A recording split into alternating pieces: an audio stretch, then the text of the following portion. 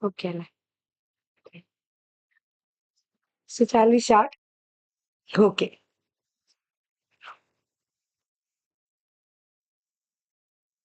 For the new students, if you have any doubts, we can clarify it towards the end. Like maybe for everyone, we'll keep some time. Okay. All right. So have you brushed up your basics? Korpila. But then do one thing. What we'll do, along with the chapters, I'll give you some portions to revise.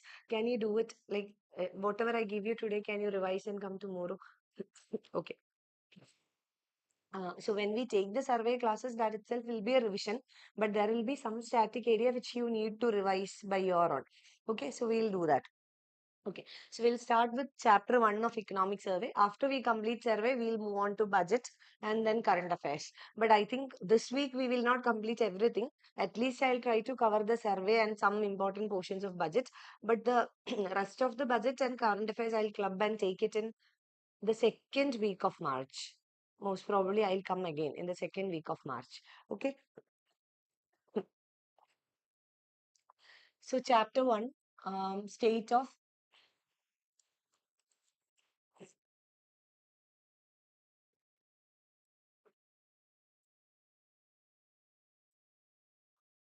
Indian economy.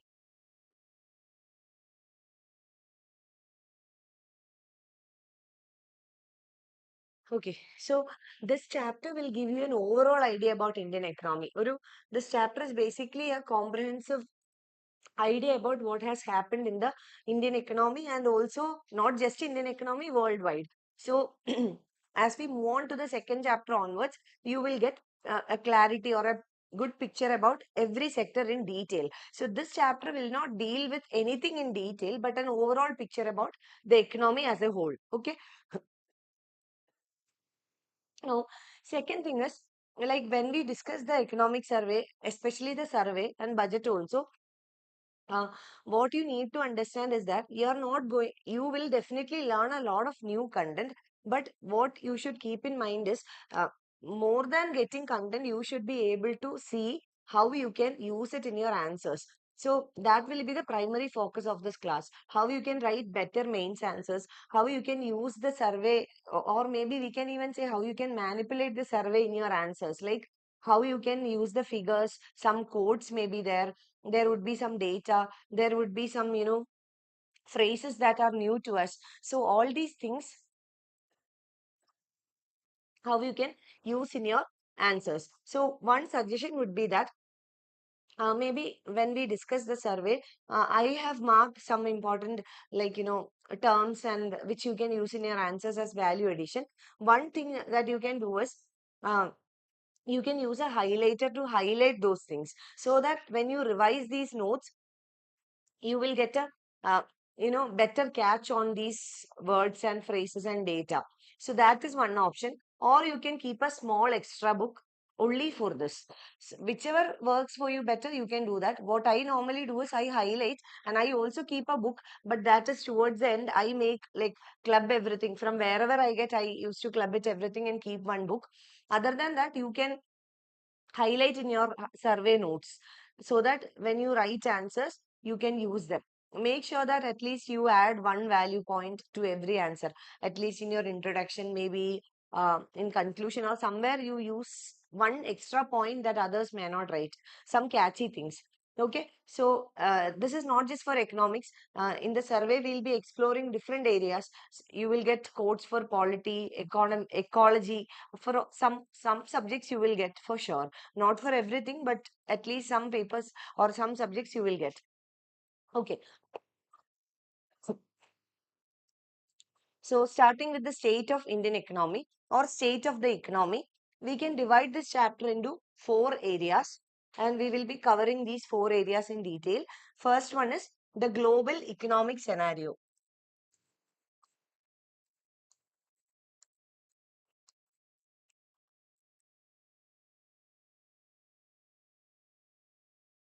there will not be like soft notes as such. So I'll dictate some notes. Other than that, you can copy whatever you feel important. Okay.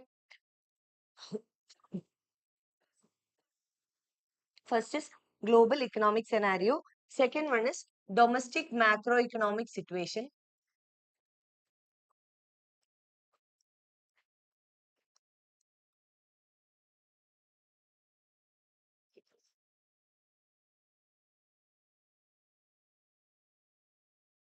Domestic macroeconomic situation. Third is emerging trends in public finance, inflation, external sector, etc.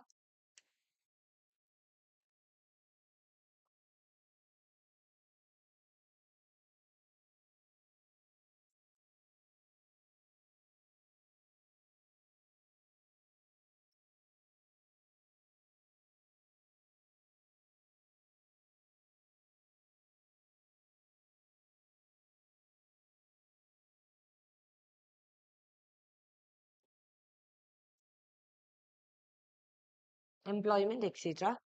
Prospects and outlook for growth.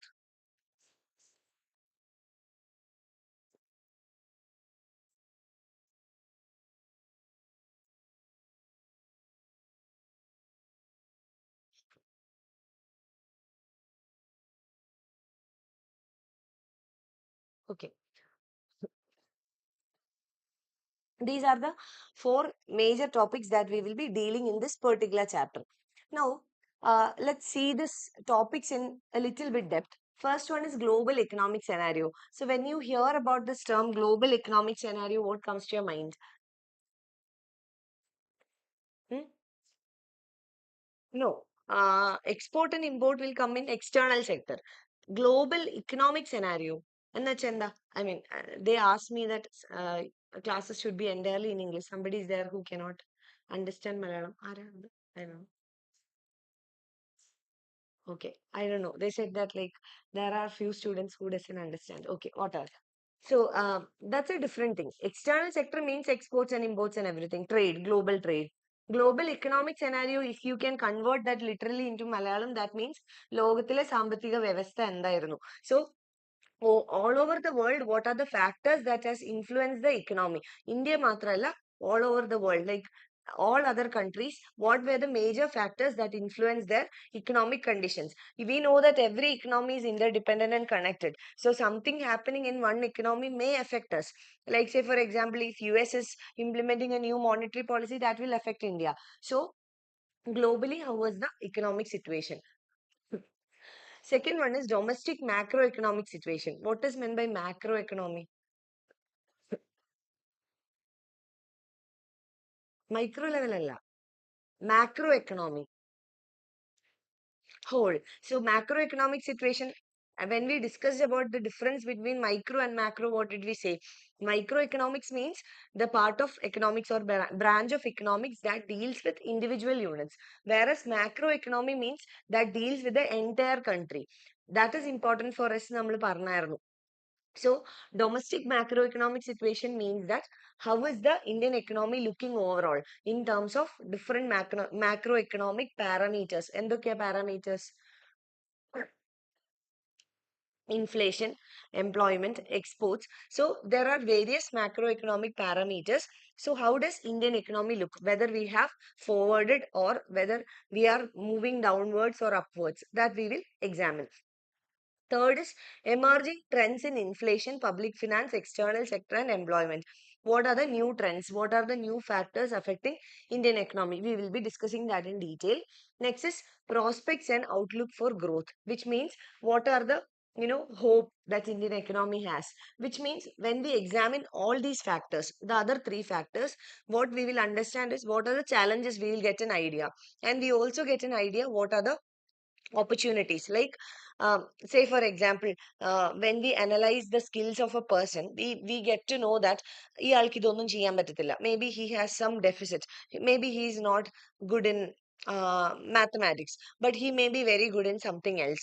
So based on that, we can make a conclusion what would be a good career for him. Similarly, for a country, based on the opportunities and the threats that the country face, or the risk that a country face, the prospects and outlook can be concluded. So we will see that also.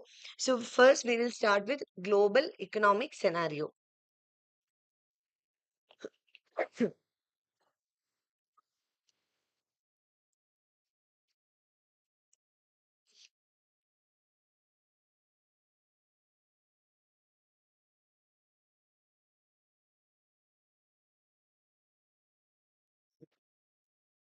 Global economic scenario.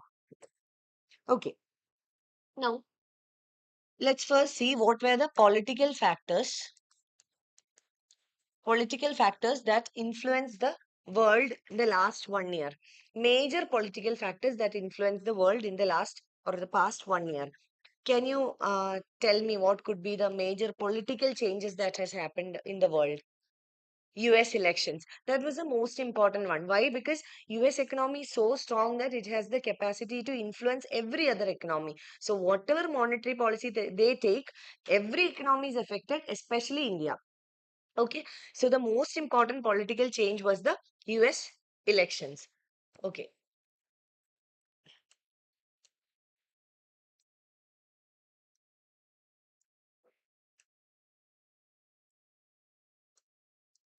US elections. Okay. Now, when we talk about US elections, this was a major factor. But other than US, there were two major countries that underwent election last year, general elections. Which were the two other countries that also underwent elections? ഒരു country ഏതാ? India election ഉണ്ടായിരുന്നില്ലേ? പിന്നെ then Indonesia. Okay, so India, US, and Indonesia.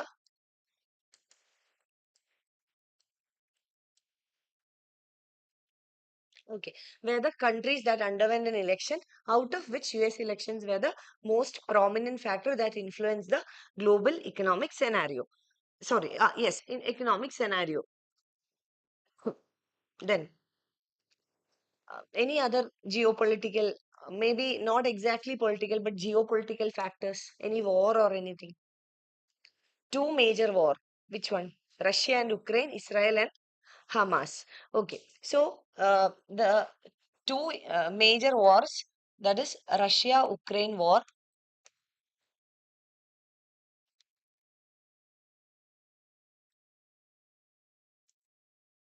and Israel-Hamas. Okay, conflict.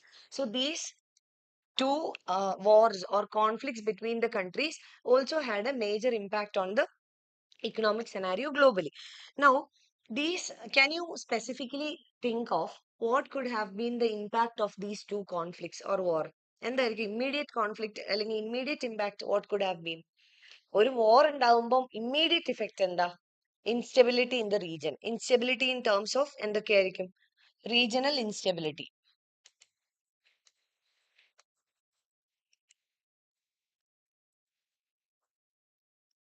Okay, just imagine India is undergoing a war-like situation. So the economy or the country will not be stable in terms of what? അവിടെ പെട്ടെന്ന് ഉണ്ടാവാൻ chance ഉള്ള കാര്യങ്ങൾ എന്തൊക്കെയാ? Violence ഉണ്ടാവും, then unemployment, then inflation, then displacement, migration, then എന്തൊക്കെയായിരിക്കും? Okay, let us take for example ഇന്ത്യയിൽ ഇപ്പോൾ ഒരു war. India is undergoing a war. What would be the scenario with economic output, like production ഒക്കെ എങ്ങനെയായിരിക്കും? Okay, കോവിഡിന്റെ ടൈമിൽ production എങ്ങനെയായിരുന്നു? That was an economic shutdown. So during that time, GDP was so low, we had to undergo a recession. What was the reason? Because they were not able to produce anything. Similarly, during war also, demand will be very less. People doesn't have any money. So economy may undergo a recession and also output will be cut short. അല്ലെങ്കിൽ production നടക്കില്ല മര്യാദയ്ക്ക്. So all these results into a regional instability. Now tell me, these countries, Russia, Ukraine and these countries, ഇവരൊക്കെ major ആയിട്ട് contribute ചെയ്യുന്ന അല്ലെങ്കിൽ majorly what is the one factor that they contribute in terms of exports to the world economy? ഇവർ ഏറ്റവും കൂടുതൽ export ചെയ്യുന്ന ഒരു commodity എന്താ? Hmm? അല്ലല്ല, വെപ്പൺസ് അല്ല. Other than that which we are also dependent on oil അല്ലേ? So they are major importers of, sorry, exporters of energy. Okay, so what will happen as a result of this? There will be, especially India, in terms of Indian economy's import dependency, India is dependent on Russia a lot for its oil requirements, Russia, Ukraine, and all.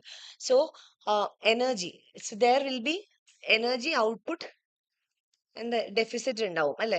They will produce less or they will supply less of energy. So, what will happen in the world economy? There will be a shortage or there will be a reduction of energy supply. Okay, when there is a reduction of supply, എന്താ സംഭവിക്കുക? When supply is cut short or when there is a deficit of supply, it leads to inflation. എന്ത് inflation ആ? Demand pull or cost push? Cost push inflation. This will lead to a cost push inflation. Why? The energy prices will go up. That is,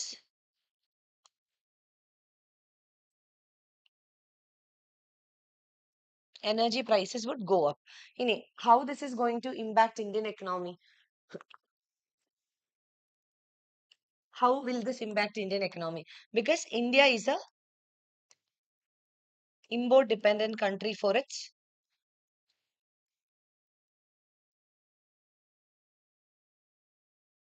India is import dependent for its energy requirements.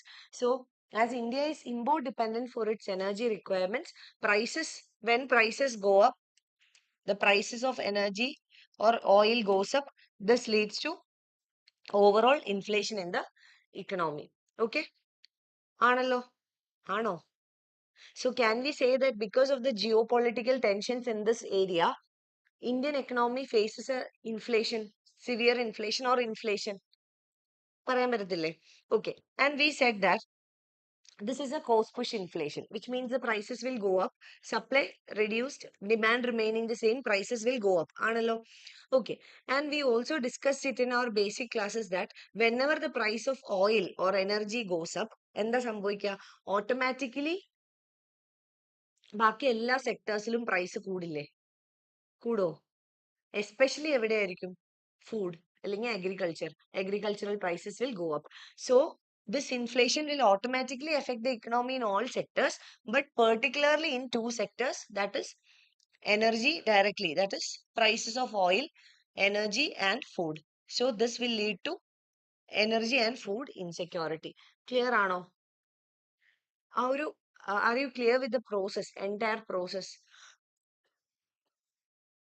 I'll just explain it one more time. uh, we were discussing about the geopolitical factors that has influenced the global economy in the last 1 year. So we were saying that there were two major conflicts happening, especially this is in the almost in the like Israel Hamas in the Middle East area, almost close to that. Russia-Ukraine war. So these two conflicts resulting into regional instability, and these countries are important for India. For what reason? Energy related, or we are import dependent on these countries for our energy requirements. So as a result of this regional instability and conflict, the energy supply from these countries have reduced, which has led to increase in prices, which is a cost push inflation. Then as a result of this, energy prices increased. Now, how does it affect India? India is import dependent on these countries for energy requirement. So, as a result of cut down in the supply, the prices of oil from these countries to India has increased. So, this leads to an inflation in India, especially in energy and food sectors. Clear?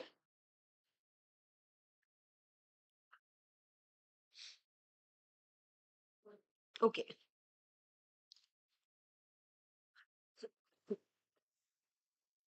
Now, the third important factor that has shaped economic scenario worldwide is digitization, increased digitization.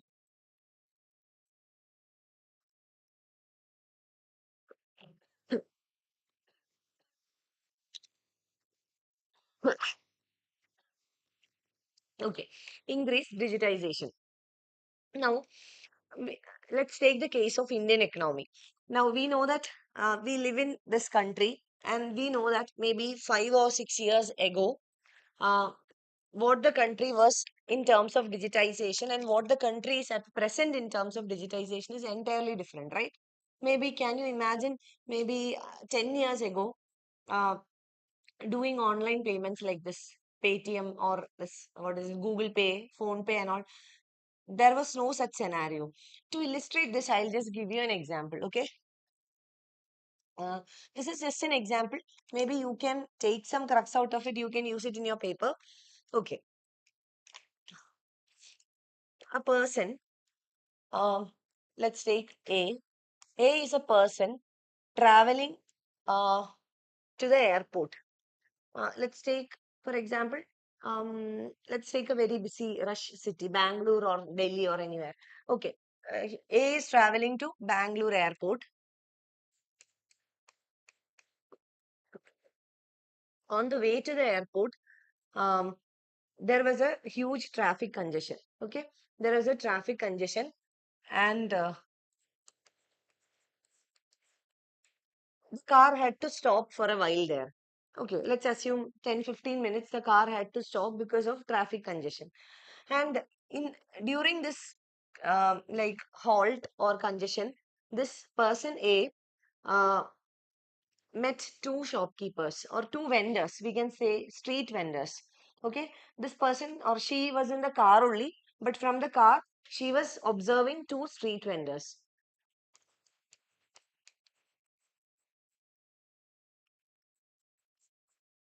Okay, one person is selling fruits on the street, another person is selling, let's say, for example, coconut water. Okay,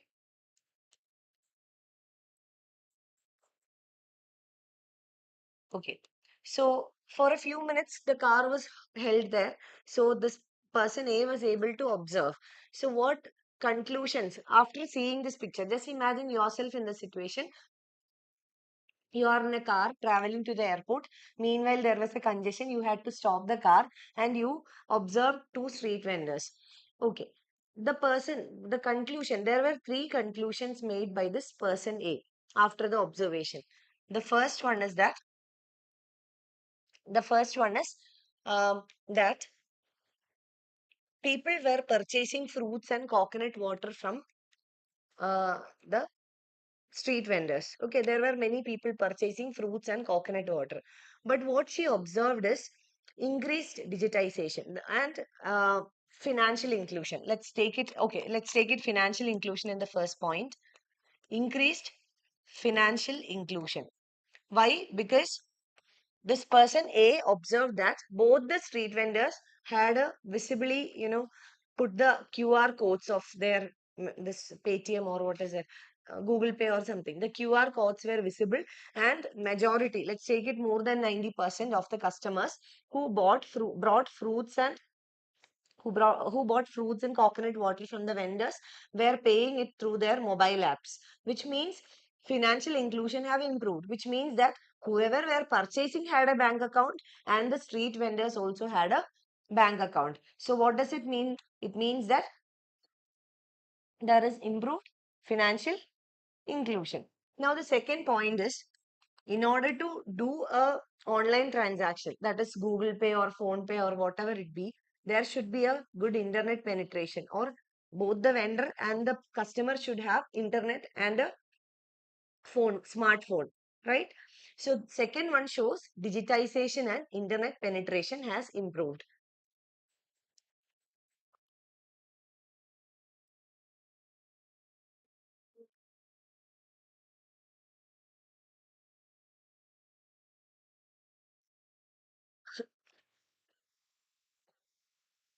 Okay, digitization and internet penetration has improved. Is it? Okay. Now the third point is increased congestion on the road.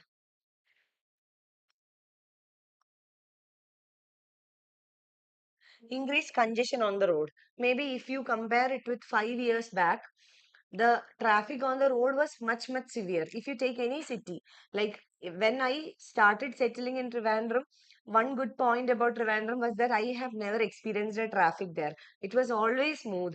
And we always used to compare it with Kochi and say that, see, Trivandrum is very hustle free and all that. But even though we cannot compare it with Kochi, like Kochi is much, much, ahead of like Trivandrum in terms of traffic, but still now we have a very severe traffic congestion in the morning hours and the evening hours, school office timing.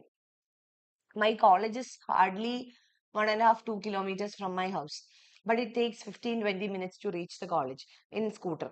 In car, it will take more. Okay, so which means that peak hours, the traffic is very high. If you take any city for that case, even villages, the traffic will be much higher. So what does it mean? There is increased congestion, which means that there are more number of vehicles on road. Alle, vehicles on road. What does it mean? Vehicles on road. And the mean chena. People are spending more money. If you have to buy a car, you have to spend, which means the demand of people are increasing. So demand is increasing, which means purchasing power of people is increasing. So what is the ultimate result of that? When the purchasing power increases, they have more money to buy things.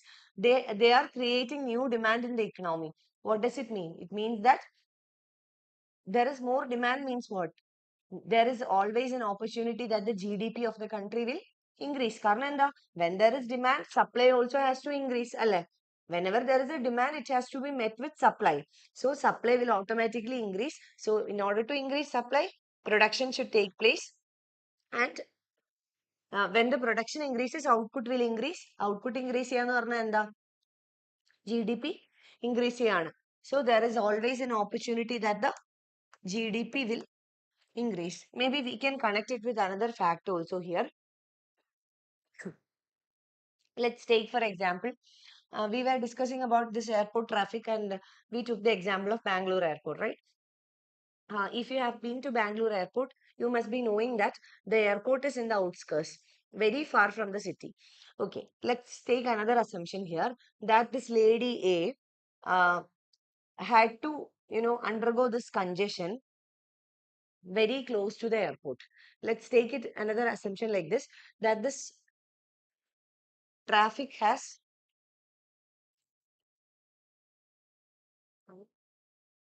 okay, this traffic was observed very close to the airport. നിങ്ങൾക്ക് കുഴപ്പമില്ലല്ലോ? ഇല്ലാത്തോണ്ട്. Okay. Very close to the airport, which means that all this traffic or the cars are moving towards the airport. So if you take that assumption, we can also assume that it's not an assumption, it's a reality. We can also assume that there is increased demand for air travel. Okay. Maybe we can also assume that there is increased demand for air travel, that people are preferring more of air travel than not compared to train or bus, but comparatively the air traffic has increased. And with these three assumptions, we can conclude what the survey has spoken about these things. First one is regarding financial inclusion. So survey has pointed out that since 2014, there is a drastic improvement in the financial inclusion in the country, and that was mainly due to a program introduced by the government in 2014 called as Jam Trinity. I think we have discussed about Jam Trinity in the class. Okay, if not, we'll discuss now. Okay, so what is the conclusion of survey? Since 2014, there is a exponential increase in the rates of financial inclusion in the country. Financial inclusion is a very, very important topic for your mains. For prelims also, we have discussed some schemes. Okay. So, since 2014, there is an exponential increase in financial inclusion, mainly because of Jam Trinity. When you write answer, please bring in the words like Jam Trinity. So, what is Jam Trinity? J stands for Jan Dhan Yojana. Okay. J for Jan Dhan Yojana. You can write. Okay.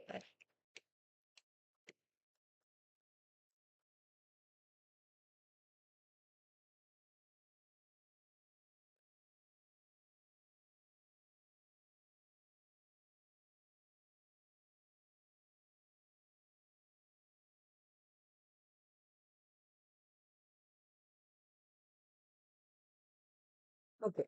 So Jam Trinity is when you write Jam Trinity, you can maybe write it like this in a triangle. കാരണം സർവേയിൽ അങ്ങനെയാ കൊടുത്തേക്കുന്നത്. Triangle Jam. JAM. J for Jandhan, A for Aadhaar, and M for mobile.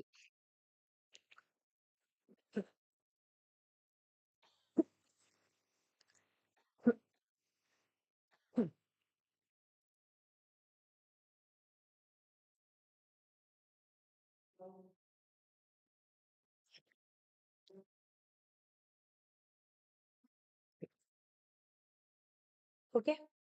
Now, how does this Jam Trinity work? What is Jandhan Yojana? What do we do in Jandhan Yojana? Financial inclusion improve ചെയ്യാനാണ്. So what do we do? Bank accounts, opening of bank accounts, especially zero balance accounts, so that everyone can afford it. So Jandhan Yojana primarily provides bank accounts to everyone without any opening balance and with minimum documents, so that everyone will have a bank account. Second thing was Aadhaar linking. Your Aadhaar was linked to your bank account, so that what will happen? Aadhaar link ചെയ്തതിന്റെ ഉദ്ദേശം എന്തായിരിക്കും? Okay. Aadhaar is not a proof of identity, അല്ലേ? ആണെന്ന് supreme court പറഞ്ഞിട്ടുണ്ട്. പക്ഷേ what is the main purpose for which we use Aadhaar? It's a proof of residence. Moreover, Aadhaar is used in പറ ആലോചിച്ച് നോക്ക് എന്തിനാ ഡിസ്ബേഴ്സിംഗ് ഗവൺമെന്റ് schemes, അല്ലേ? So it is through the Aadhaar that you get pension. It is through the Aadhaar that you get, and whatever government subsidies are there, it is all Aadhaar linked. Okay.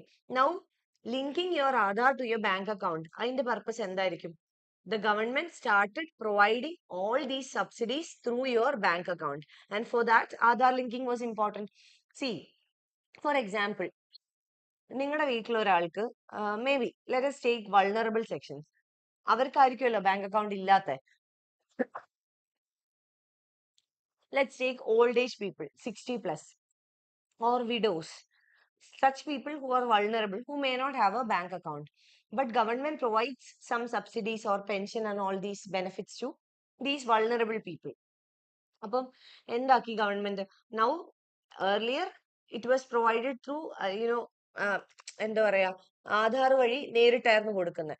But now government made it a rule that now everything to make it transparent we will give everything through your bank account. അപ്പൊ എന്താ സംഭവിച്ചത്? Aadhaar linked ആയിട്ട് whatever benefits you get, whatever schemes are there which is link through Aadhaar, government connected it with your bank account. You get it only in your bank account, which means it's compulsory for you to take a bank account. അപ്പൊ എന്ത് സംഭവിക്കും? ആൾക്കാർ കൂടുതൽ account എടുക്കത്തില്ലേ? Okay, so that was the purpose of Aadhaar linking. Next is mobile linking. Your mobile phone will be linked to your bank account, which means you get your updates on your mobile. Moreover, you can make digital payments.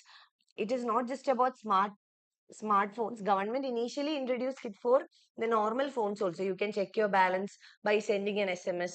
You can get to know the mini statement of your account through SMS. All these facilities are still there, but in the long run, what the government wanted was more people uh, buying smartphones and internet connections, taking internet connections and doing digital payments. So that was the Jam Trinity, and it worked very well in India. നമുക്ക് ഇല്ലാന്ന് പറയാൻ പറ്റുമോ? Wherever you go. See, today morning, Kavita ma'am and I was coming in the auto. So that chatting did not had this GPay. Then Kavita ma'am had to go to a shop and then buy the money and everything. So we were just discussing, like, it's been very long that I keep money in my wallet. Hardly maybe 100 rupees or 200 rupees. അതുപോലും ചിലപ്പോൾ ഉണ്ടാവില്ല. That's because അത് ഭയങ്കര used ആയി. നമുക്ക് എല്ലായിടത്തും GPay കൊടുത്ത് അത് യൂസ്ഡ് ആയി. Wherever we go, even in a small shop, എല്ലായിടത്തും ജിപേ ഉണ്ടാവും, അല്ലെ? So that has become a part of our life. That you also should think that all happened in a period of like 10 years. We are standing in 2025, and this entire process started only in 2014. So in a decade's time, we were able to reach this much of digitization, progress in digitization, as well as internet penetration, which is a good achievement for the country. Now, Survey says that maybe when you write an essay or something, financial inclusion on the essay ചോദിക്കാറില്ല. They never ask direct questions. But in case if you have to write an essay or something, you can write the stories like this. ഇങ്ങനത്തെ കഥ ഉണ്ടാക്കിയാലും മതി. അപ്പം you can use them. Okay. Okay. So yeah. Uh, so with all these, what we understand is the financial inclusion of the country has improved. Moreover, digitization of financial infrastructure has also improved. But with that, there came a challenge also. എന്തായിരിക്കും ആ challenge?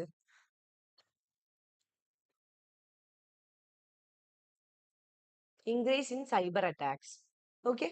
So challenge was that there was also a increase in the cyber attacks. Okay.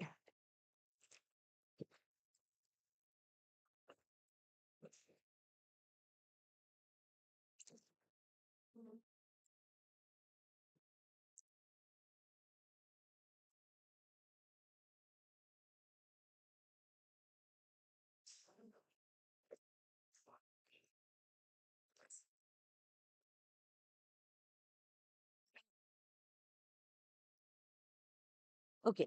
Now let's come to the numbers. That is global growth numbers. Like, let's see what is the percentage of GDP growth in the global world. India, we will discuss separately. This is globally what is the GDP growth. But before that, I want you to revise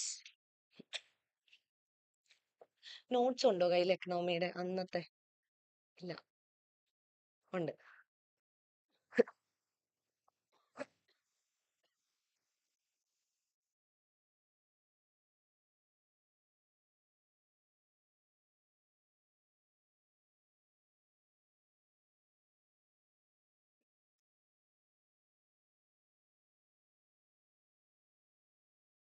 Do you remember these three terms?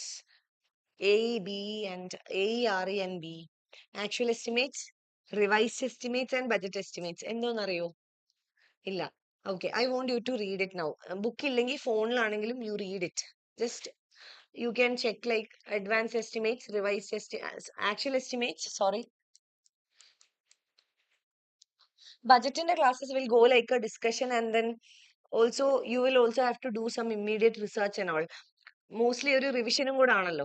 അപ്പം നിങ്ങളും കൂടെ participate ചെയ്യണം, അല്ലെങ്കിൽ ഭയങ്കര ബോറായിരിക്കും. Okay. Actual estimates,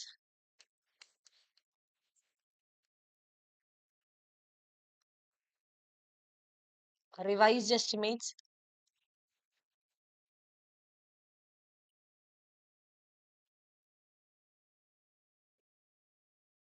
okay, just revise these three terms and tell me what are they.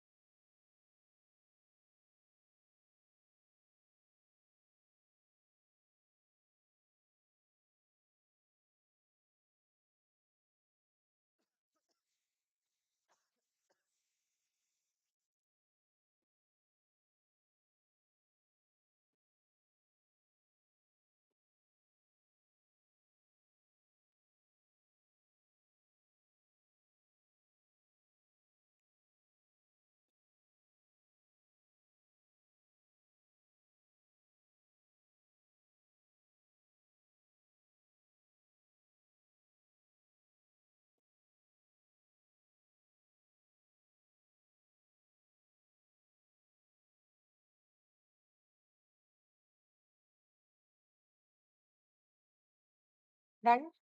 പറയൂ. Budget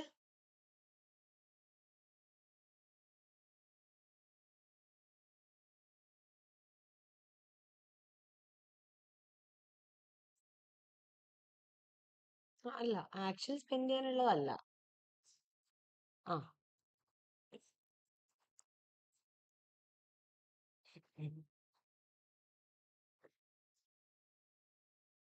okay, I will just explain. For example, ഈ വർഷത്തെ budget, this year's budget was presented on February 1st, 2025. Okay, അപ്പം budget is an estimate for the upcoming year അല്ലേ? എന്ന് വെച്ചാൽ എന്താ, what are we going to do in the upcoming year is what we call as a budget. So budget estimates would be for the financial year 2025 തൊട്ട് 26 വരെ. So that is for 2025-26. In case of revised estimate, budget was presented on February 1st, which means 2024-25 financial year has not come to an end. In economic survey, you can always see whatever data they quote, they will say H1.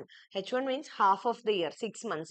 കാരണം എന്താ, data only up to ഈ budget prepare ചെയ്യുന്നതിന് ഒരു 2 months മുന്നേ data collection നിർത്തിയിട്ടുണ്ടാവുമല്ലോ. So only up to December or maybe till then would be available, or even before that. December വരെ പോലും not necessarily. Quarter 3 വരെ പോലും not necessarily. So basically, in revised estimate, we take the half year, 6 months, and based on that, we make a assumption of the data. That is financial year 2024-25 comes under revised estimate. Actual estimate എന്ന് പറഞ്ഞാൽ on the day of presentation of budget, the immediate past financial year which has concluded. എന്ന് വെച്ചാൽ എന്താ, ഇതിന് തൊട്ട് മുന്നേ ഏതായിരിക്കും complete ചെയ്തൊരു financial year? 23-24. So all the data is available regarding that year. ആ ഡേറ്റയുടെ എല്ലാം ഇത് ചെയ്തിട്ടുണ്ടാവും, പ്രോസസ്സിംഗ് ഒക്കെ. So that is actual estimates. Okay, so every time when we present a budget, government produces these 3 data: budget estimate, revised estimate, and actual estimate. Okay, similarly, this is regarding a country when we produce the budget. But similarly, when an international organization or a multilateral institution makes a forecast regarding growth or anything, 3 figures will be there. Like, it will not be called as actual estimates or anything, but it's like, okay, it is IMF or International Monetary Fund that gives the most reliable data on growth, especially global growth. Indian പറ്റിയും തരാറുണ്ട്, which we will discuss, but regarding global growth. So IMF will not just say that for the next year we expect this much growth. They will also say it based on the past data. So ആ 3 data നമ്മൾ അറിഞ്ഞിരിക്കണം. Okay, so starting from 2023. 2023, why we say 2023? Because പല കൺട്രീസിലും financial year differs. ചിലർക്ക് ജൂണിലായിരിക്കും തുടങ്ങുന്നത്. Okay, അങ്ങനെ ആയിരിക്കും. So year ആയിട്ട് അവർ പറയാം. IMF will always say it in terms of year. So 2023 3.3%.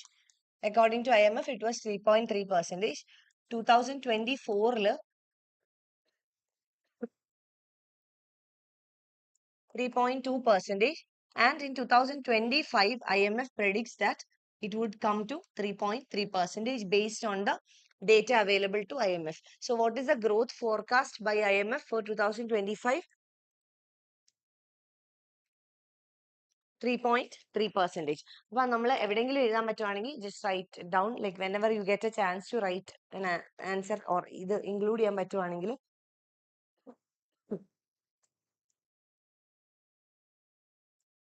Okay, so with that, we will come to some macroeconomic parameters regarding India. First topic was global economic scenario. So this is an introduction for global economic scenario. We will be discussing all these in detail in the chapters. So this is the growth forecast by IMF. Next, moving on to India's macroeconomic conditions or macroeconomic parameters. So we start with PMI. What is PMI? Any idea? പഠിച്ചിട്ടുണ്ട് മാനുഫാക്ചറിംഗിൽ എന്തുവാ purchasing managers index. So what is purchasing managers index? Can somebody tell me what is PMI?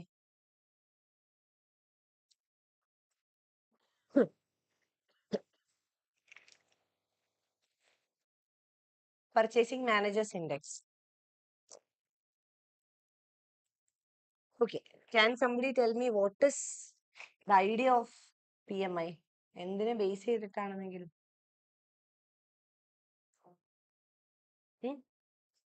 Manufacturing മാത്രമുള്ളോ സർവീസസും ഉണ്ട് okay എന്താ അതിന്റെ ഒരു basic idea okay I will just give you A brief regarding PMI. Why is it called purchasing managers index? A reason is that basically PMI എന്ന് പറയുന്നത് I'll give you a short note regarding this. Don't write, I'll just dictate. എനിക്ക് അറിയില്ല not തന്നോന്ന് പക്ഷെ this is very important. Okay, so the idea is like this. This is basically a survey based index. Okay, not survey based index. എന്ന് വെച്ചാൽ എന്താ a survey is conducted among various stakeholders and based on the survey findings a index is prepared. ഇതാണ് PMI എന്ന് പറയുന്നത്. Okay ആണല്ലോ. Okay, so what happens in PMI is survey is conducted among purchasing managers. So what is the role of a purchasing manager? We assume that അല്ലെങ്കിൽ എന്ന് വെച്ചാൽ ഇത് exactly പോയിട്ട് purchasing മാനേജറിന്റെ അടുത്ത് നടത്തുന്ന സർവേ എന്നല്ല. In some selected organizations who has the role of a purchasing manager അടുത്താണ് ഈ സർവേ നടത്തുന്നത്. So basically the idea is that purchasing manager is the person who is responsible for purchase of raw material. അല്ലേ ഇപ്പം let's take it simply like this. നമ്മുടെ വീട്ടില് mostly I am not being chauvinist പക്ഷെ വീട്ടിൽ mostly അമ്മമാരായിരിക്കില്ലേ kitchen manage ചെയ്യുക mostly even though എന്താ പറയാ പാർട്ട്ണർ അല്ലെങ്കിൽ എന്താ പറയുക father of the family help ചെയ്യുന്നുണ്ടെങ്കിലും mostly it is mothers who manage the kitchen. അപ്പം towards the beginning of a month, a mother will have an idea. What are the groceries to be purchased? Better than a father. Maybe, okay, whoever manages the kitchen. Let us take it that way. അങ്ങനെ ആയിരിക്കുമല്ലോ അപ്പൊ നമുക്ക് ചിലപ്പം കുറെ ഇതുണ്ടാവും this month we are not in the house for 1 week so we don't need this much grocery or maybe we have some guest coming up this month so we need to buy more grocery അതൊക്കെ ഉണ്ടാവില്ലേ similarly a purchasing manager in a company or an organization will be responsible for making an estimate of how much raw material has to be collected or purchased. Now how much raw material has to be purchased depends on what? How much production has to be done. Alle? When you buy more raw material, what do you mean? More production. Less raw material means less production. So what will be the survey based on? How much purchase has to be made by a organization or a company or a firm in 1 month. This is for 1 month. PMI is calculated for 1 month. When the purchasing manager says that we are purchasing more raw materials, means that it shows more production is going to take place in the economy. Can we also say that when more raw material is being purchased, more production will take place, which means that the economy is on a growing scale?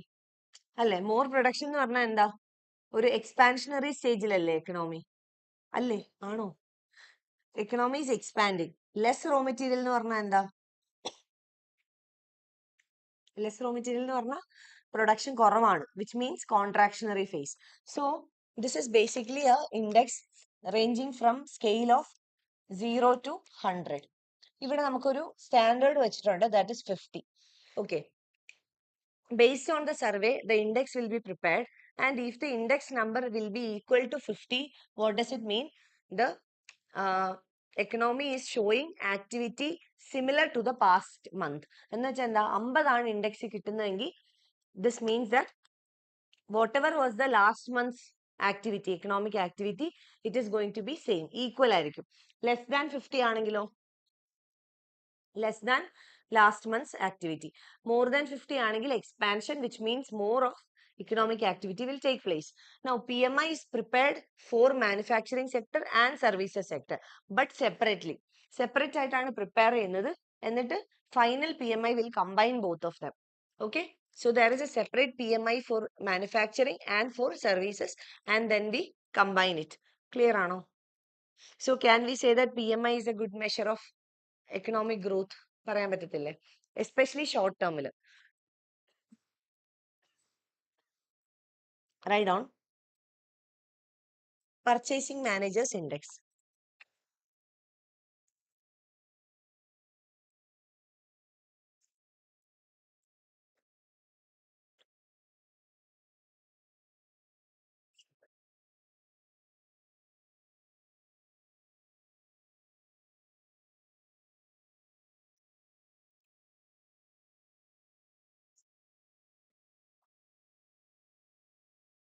Purchasing Managers Index. Okay. It is a survey based measure.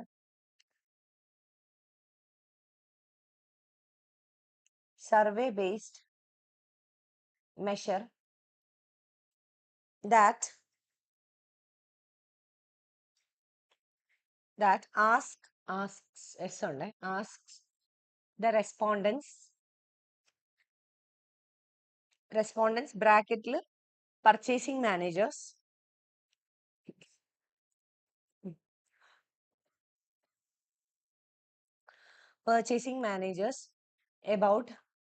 about changes in their perception about key business variables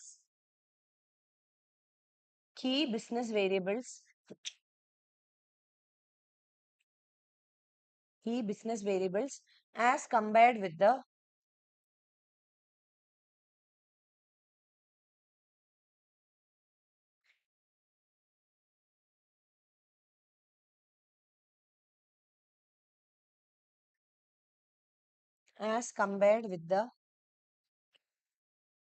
previous month.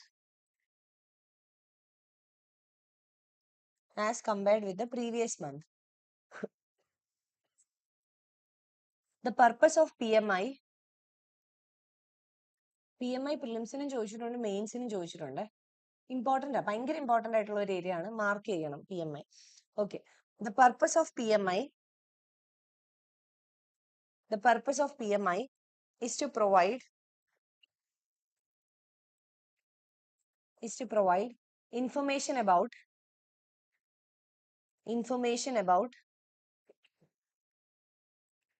current and future business conditions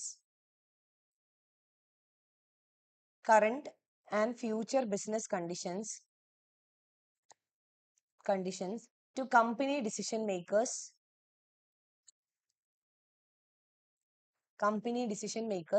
analysts and investors. ഇന്ന് പഠിപ്പിക്കുന്നതും ഇന്നത്തെ നോട്ട്സും നാളെ ഒന്ന് revise ചെയ്തിട്ട് വരുമോ? കാരണം this is the first chapter, introduction അല്ലേ. So based on the introduction ഉള്ളി ബാക്കിയുള്ള ചാപ്റ്റേഴ്സിന്റെ ഇതിന്റെ ഒക്കെ ഒരു എക്സ്പാൻഷൻ ആണ്. അപ്പം ഇത് കുറച്ചൊരു ഐഡിയ ഉണ്ടെങ്കിൽ okay. Information about current and future business conditions to company decision makers, analysts and investors. It is calculated separately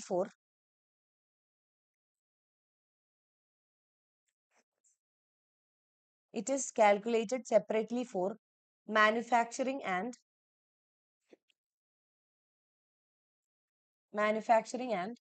services sectors,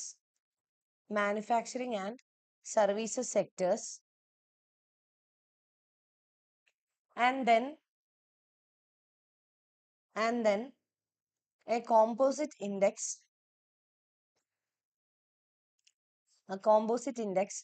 is also constructed.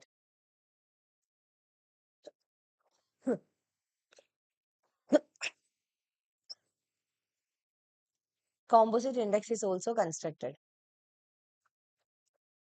Next point, the PMI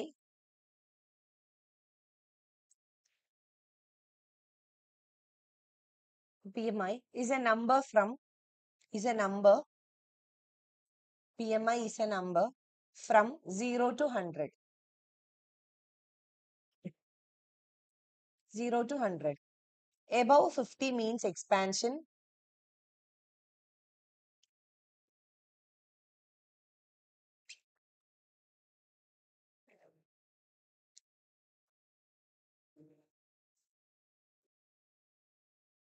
Above 50 means expansion, and below 50 means contraction. Contraction.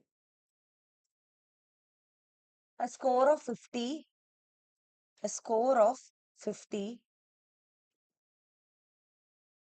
indicates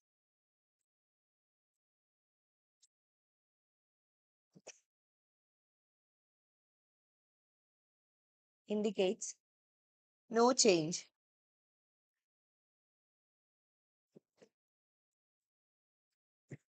No change.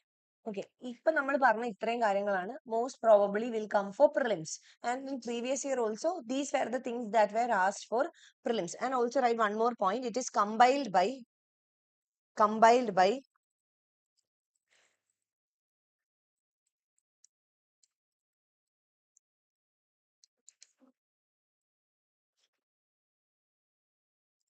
IHS Market. S&P Globalന്റെ ഒരു subsidiary ആണ് IHS Market. Okay. So yeah. So these are the things that they can ask for your prelims. ഇതേ ചോദിക്കത്തുള്ളൂ. പക്ഷെ now draw a column or like maybe a box. You can draw a box and write down mains important. Now if they ask this question for mains, they don't want to know the facts from you. Most probably they will give it in the sentence itself that PMI is an index which is used for calculating this and that.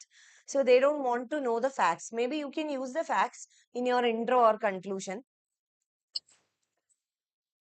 but in mains they want an analysis of this.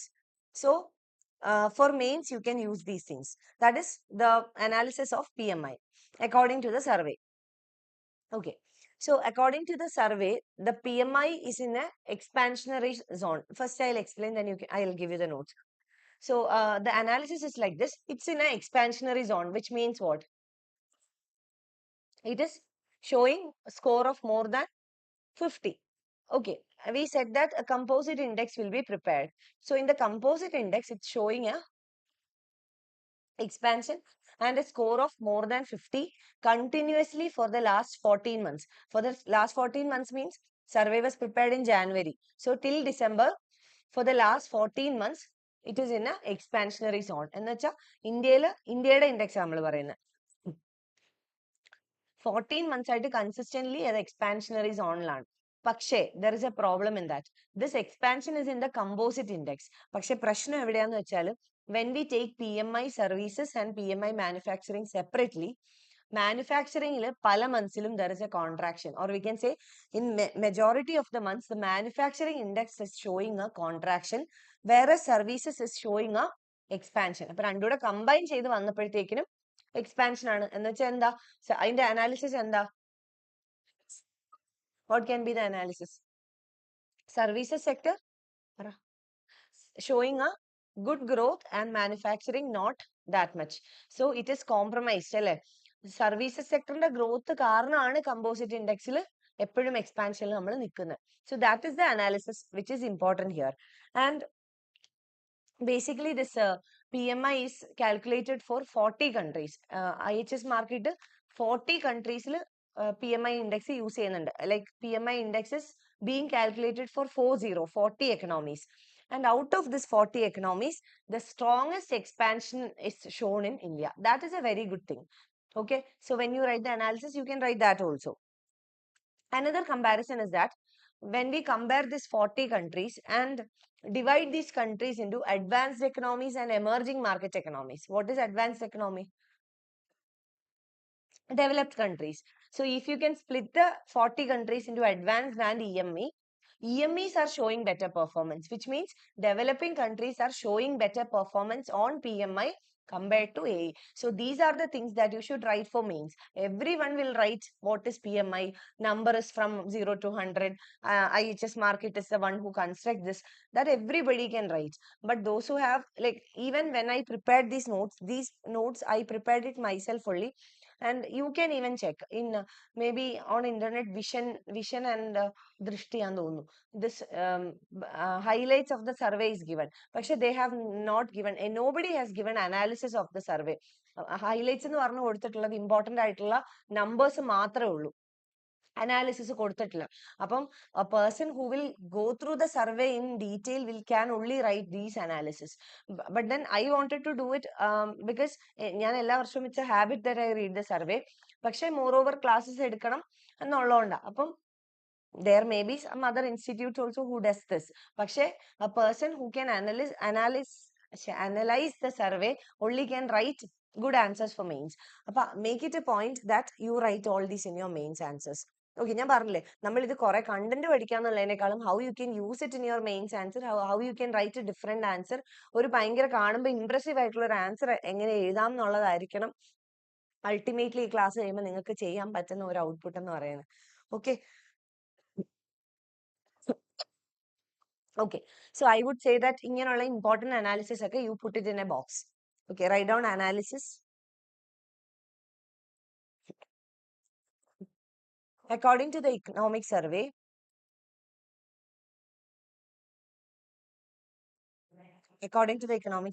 the PMI of Indian economy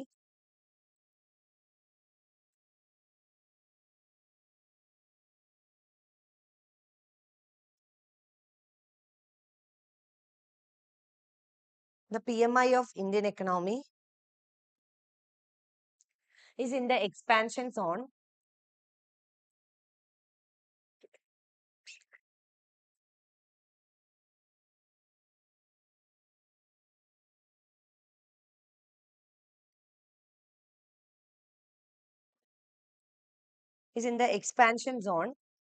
continuously for the past 14 months. 14 past 14 months. അപ്പം date നിങ്ങൾക്ക് ഓർമ്മ ഉണ്ടല്ലോ, ഒരു അസംഷനിലാണ് ഞാൻ date തരാത്തത്. Survey വരുന്നത് Jan 31 അപ്പൊ December വരെ ഉള്ള ഡേറ്റ് ആയിരിക്കും സർവേയിൽ എടുക്കുക. past 14 months. പക്ഷെ whenever you write an answer, UPSC also only expects that. കാരണം എന്താന്ന് വെച്ചാൽ, okay, reason being that maybe you will give the mains in the month of September. പക്ഷെ സെപ്റ്റംബറിൽ ഒഫീഷ്യൽ ഡേറ്റ് ഒന്നും വന്നിട്ടുണ്ടാവില്ല.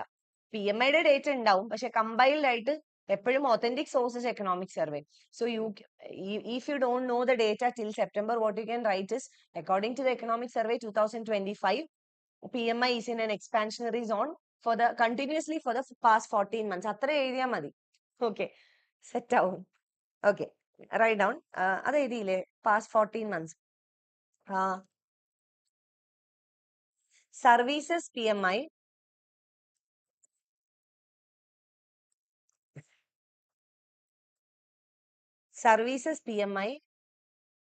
has shown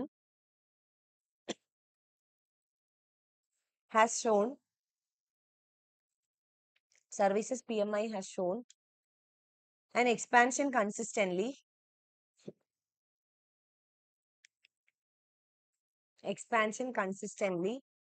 and manufacturing PMI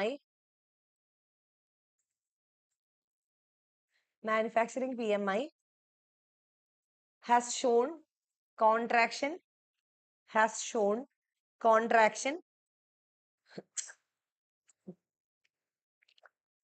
in many months.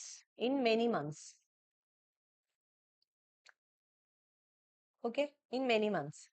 അപ്പൊ എന്തോ composite വന്നപ്പോഴത്തേക്കിനും എന്തോ പറ്റി, പോസിറ്റീവ് ആയതിന്റെ കാരണം എന്താ, സർവീസസ് വാസ് ഓൾവേസ് പോസിറ്റീവ്. എന്ന് വെച്ചാൽ മാനുഫാക്ചറിങ്ങിന്റെ നെഗറ്റീവിനെ കോംപ്രമൈസ് ചെയ്യാനുള്ള അത്രയും പോസിറ്റീവ് ആയിരുന്നു സർവീസസ് അത്ര അടിപൊളിയായിരുന്നു എന്നല്ലേ. ഇതുപോലെ തന്നെ നമുക്ക് ഈ ഒരു സെയിം അനാലിസിസ് വരുന്ന വേറൊരു സാധനം ഉണ്ട്, എന്തുവാ, നമ്മൾ പണ്ട് പറഞ്ഞ കറണ്ട് അക്കൗണ്ട് ഡെഫിസിറ്റ്. അവിടെ സർവീസസ് നല്ലതാണ് അല്ലെ, സർവീസസ് റെമിറ്റാൻസസ് നമുക്ക് ഭയങ്കര ഹൈ ആണ്, അതുകൊണ്ട് ട്രേഡ് ഡെഫിസിറ്റ് ഒരു പരിധി വരെ കുറയും. Okay, we'll come to that. Okay, write down. Among 40 economies, 40. Among 40 economies analyzed worldwide,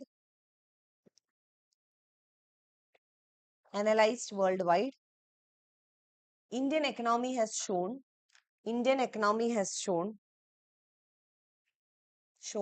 the strongest expansion of output. Indian economy has shown the strongest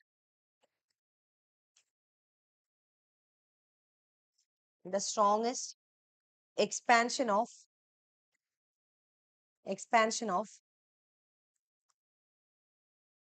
output.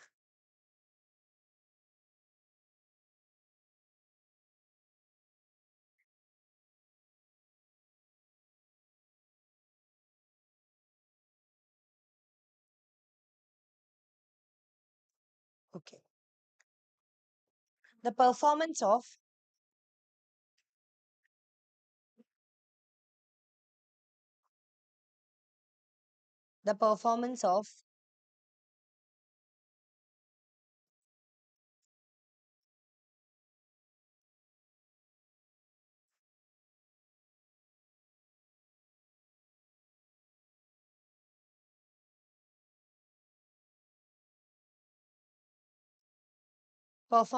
emerging market economies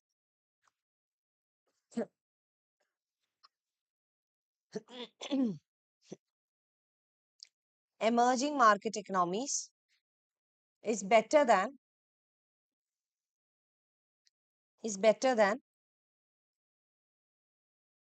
advanced economies or developed economies. The emerging market economy എന്ന് പറയുന്നത് it's a term used for developing countries, but this is a very good term. Like developing എന്ന് എഴുതുന്നതിനേക്കാളും EME എന്ന് എഴുതുന്നതാണ് കുറച്ചുകൂടെ better ആയിട്ടുള്ളത്. Okay, so that is the analysis of PMI. Moving on to inflation. നിങ്ങൾക്ക് ഒരു break എടുത്താലോ? നിങ്ങൾക്ക് എത്ര മണി വരെയാ class പറഞ്ഞേ? 4:30, 4:30 എന്ന് വെച്ചാൽ 10:15 ആയല്ലേ നമ്മൾ തുടങ്ങിയപ്പം?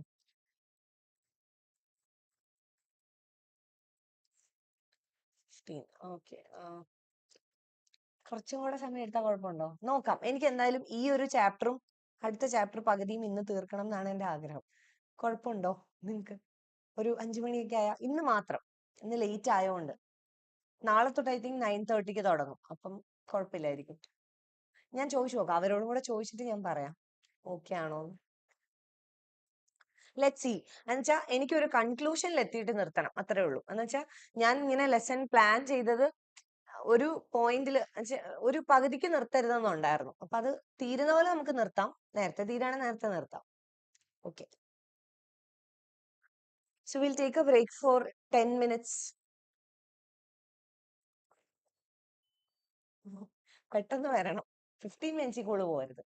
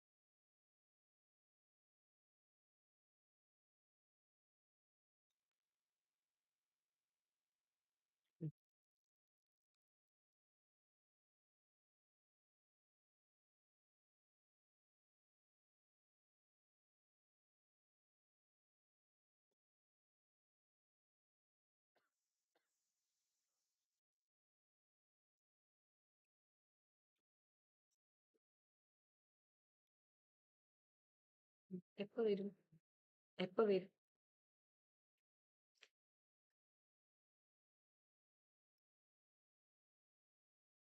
So let's start.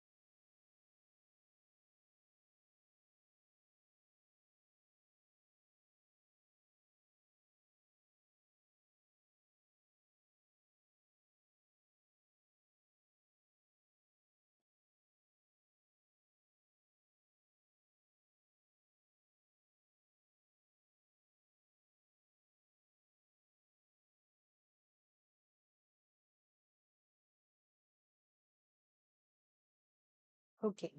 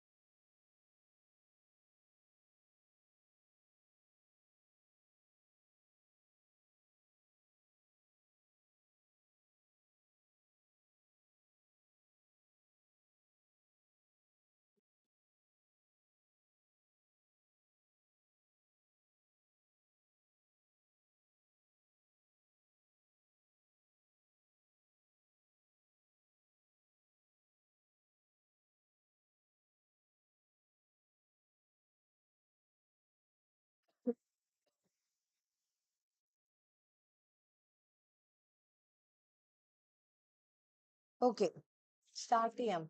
They'll come, right? So we were discussing about PMI, Purchasing Managers Index. So next we'll move on to inflation.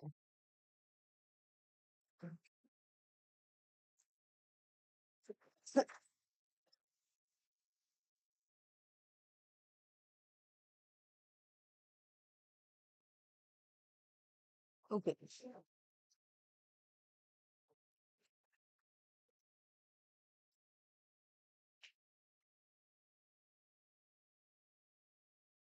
Okay.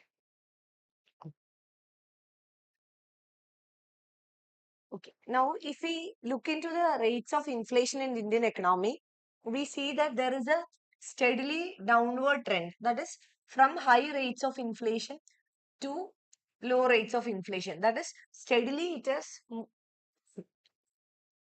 moved downwards. Inflation has reduced. Now, can you tell me what could be the primary factor behind that? എന്തായിരിക്കാം?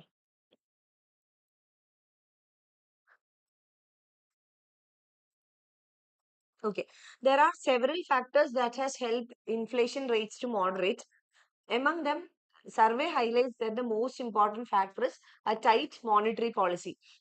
Maybe if you remember in the previous class where we took the basics, we said that RBI is for some years now, at least 1.5 years, a few months now taking a tighter monetary policy stance. What is meant by tighter monetary policy stance? Okay, or can you just say how is it connected? Yeah.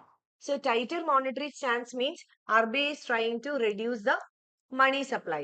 Now, how can money supply be reduced? RBI will increase the benchmark interest rate or the interest rates, we can say. When interest rate increases, what will happen? Loan? Huh. When the interest rate increases, demand for loans will be reduced. Therefore, money supply will also be reduced. Okay. So, RBI has adopted a tighter monetary policy stance in the past few months. So that is one reason why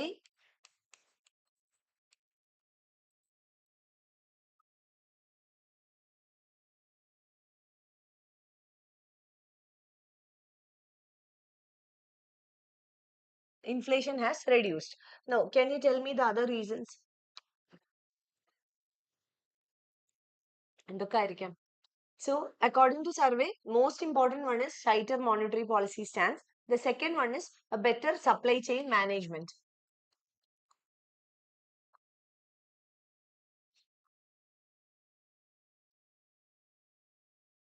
Supply chain management. Now, if you can recollect the basic lectures, we have discussed that in India, one important factor is supply chain issues, right? We said there are only uh, cost push and demand pull factors or demand pull inflation. And we also said that while we were writing the causes of inflation, we also wrote that supply chain management or how monetary policy, fiscal policy, and supply chain management. Why did we say that? And I also told you generally it's only monetary policy and fiscal policy.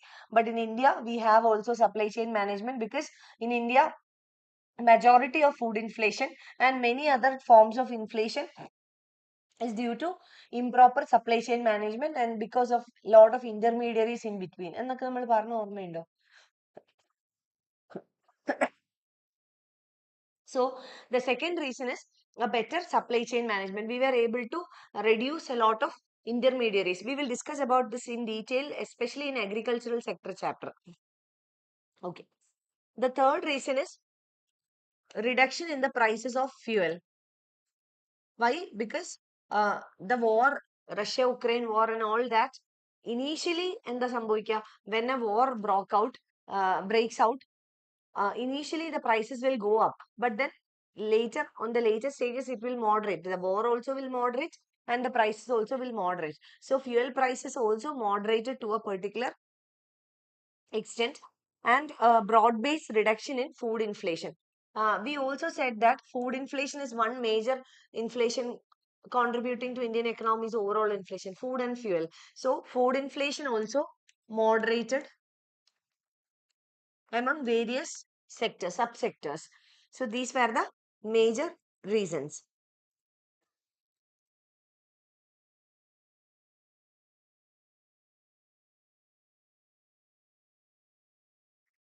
Okay. So write down major factors. First one, tighter monetary policy regimes, or you can copy that.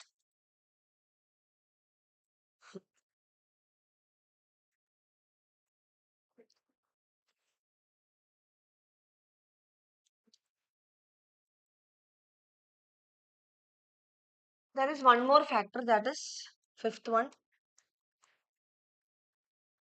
shipping charges moderated. Shipping charges moderated. Therefore, moderation in the rates of import commodities. Okay.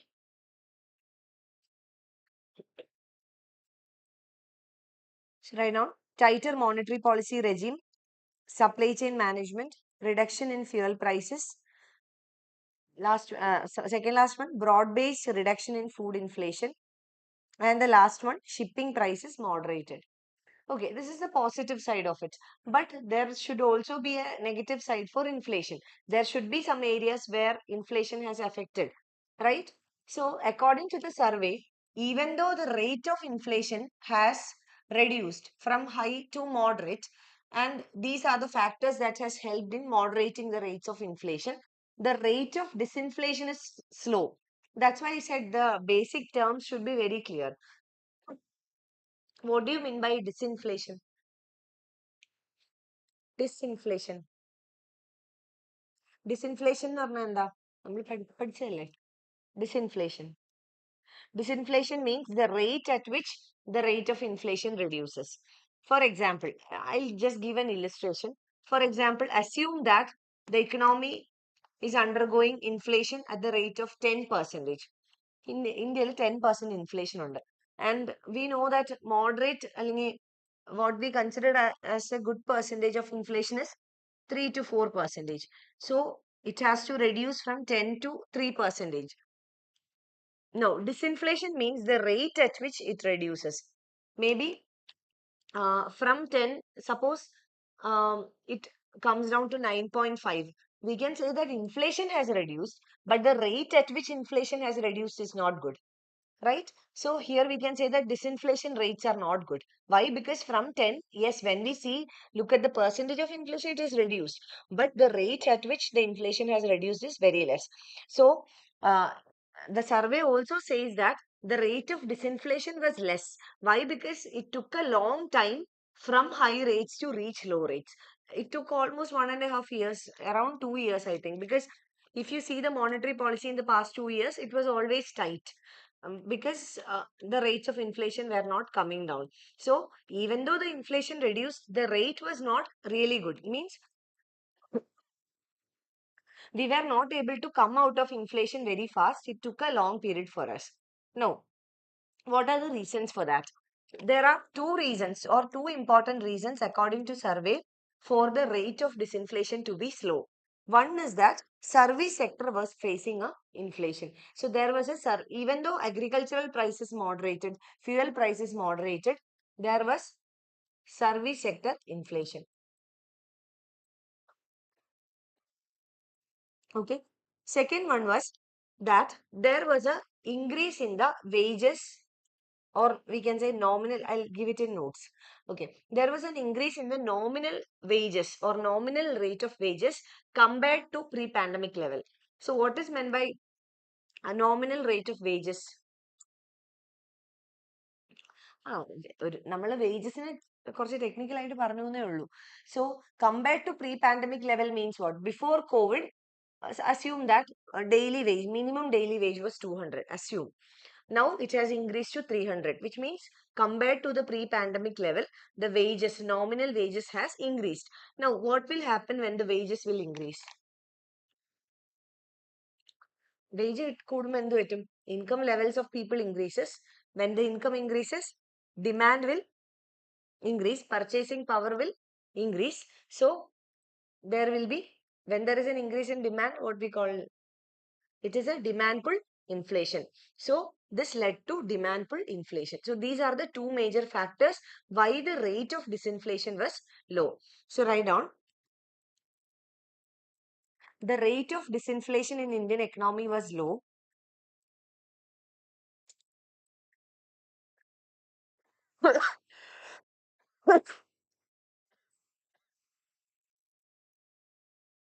The rate of disinflation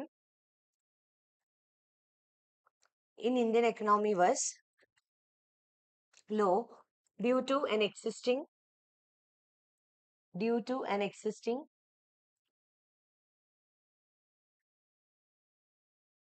due to an existing service sector inflation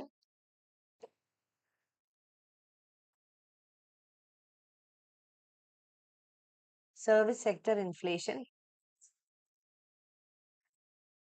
and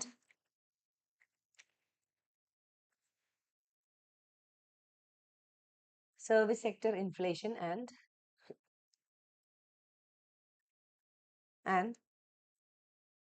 increase in nominal wages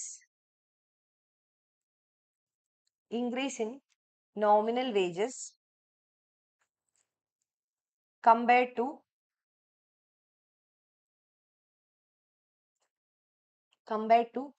pre-pandemic trends. Pre-pandemic trends.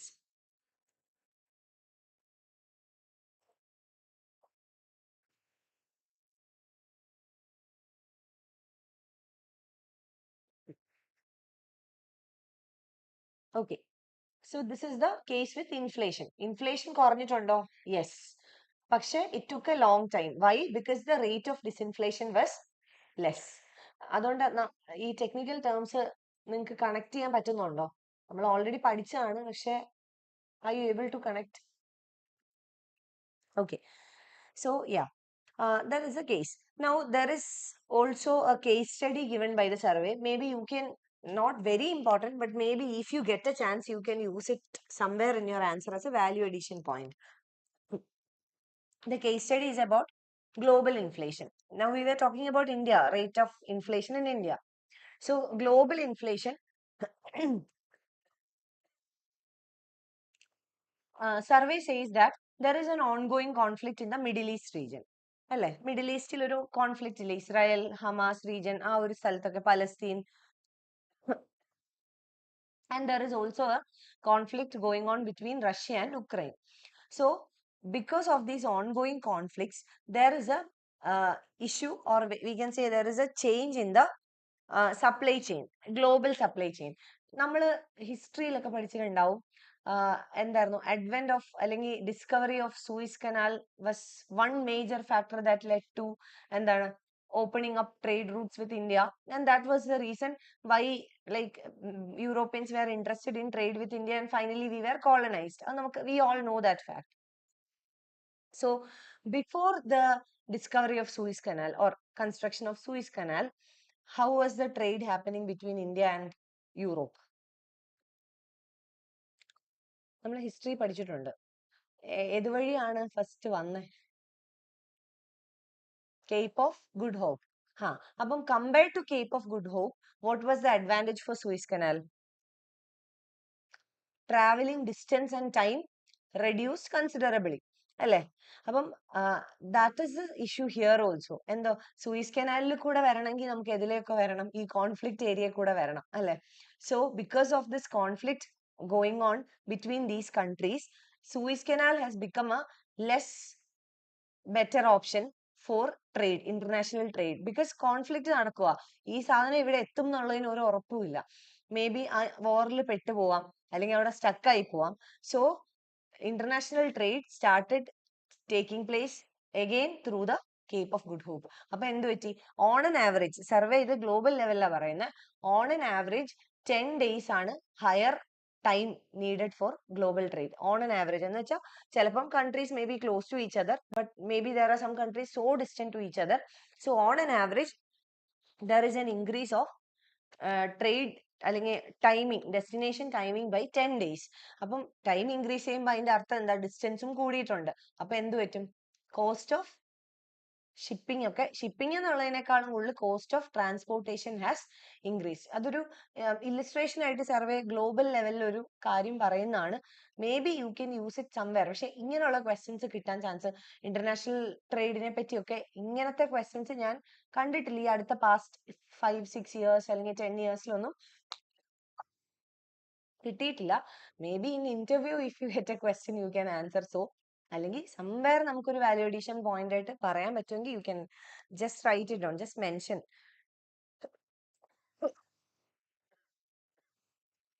Write down because of ongoing conflicts. You can write it in your own sentence. Ongoing conflicts in the Middle East and Russia-Ukraine region.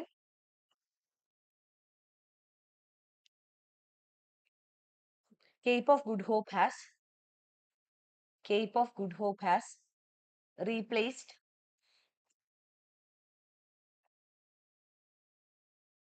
replaced Suez Canal for many global shipments.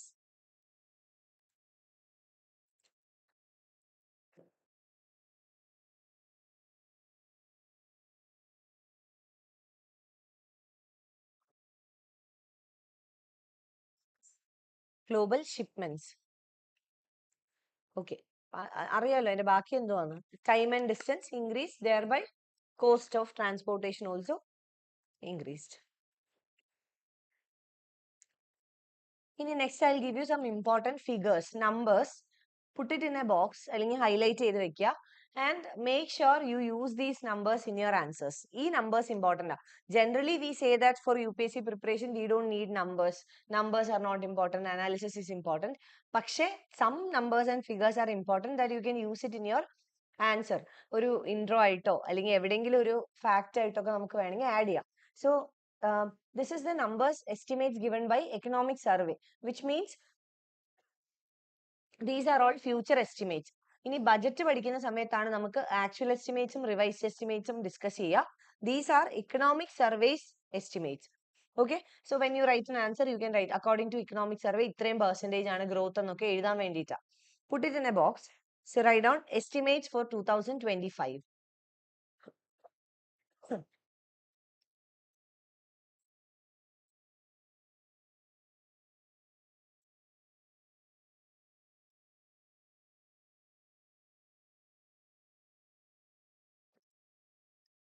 GDP.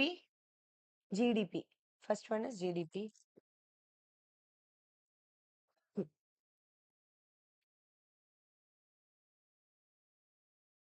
GDP 6.4%.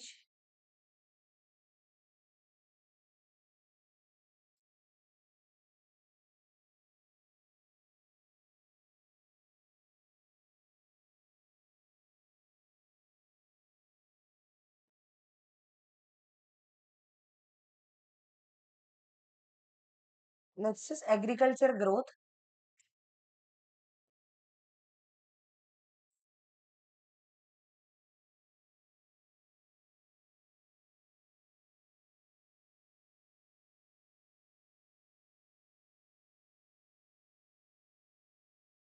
Agricultural growth 3.8%.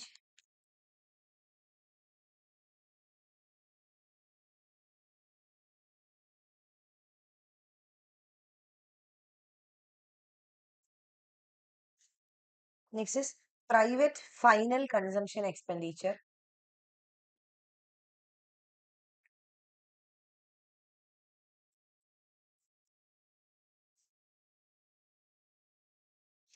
Private final consumption expenditure.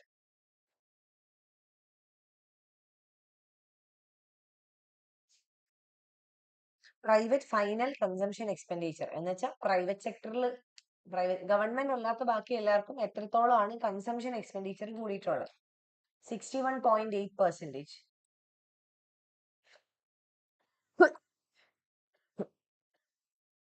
പക്ഷേ write down in bracket at current prices. At current prices. Okay, what is the difference between current and constant prices? Constant inflation. At inflation. അപ്പൊ എന്തുവാ 61.8% private consumption കൂടി എന്ന് പറയുമ്പോൾ that is at current prices, which means that actual 61 ഇപ്പൊ കഴിഞ്ഞ വർഷത്തെക്കാളും 61.8 കൂടി എന്നല്ല. It means that there is also an influence of inflation. ഈ 61.8% കൂടി എന്ന് പറയുമ്പോൾ കഴിഞ്ഞ വർഷത്തെ കമ്പയർ ചെയ്യുമ്പോൾ ഇൻഫ്ലേഷനും കൂടിയിട്ടുണ്ടാവില്ലേ? So this is at current prices. Okay. Then next one, gross fixed capital formation. And it's on the investments. Gross fixed capital formation. കൂടിയിട്ടുണ്ടെന്നല്ല കൂടും. ഇതാണ് estimate ആണ്. Okay. Gross fixed capital formation. That is investments at constant prices.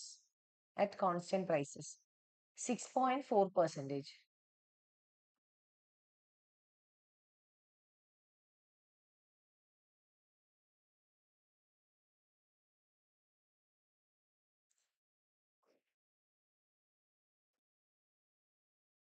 6.4%. Next is GVA. GVA. GVA, gross value added. GVA 6.4%. 6.4%. Industrial sector 6.2%.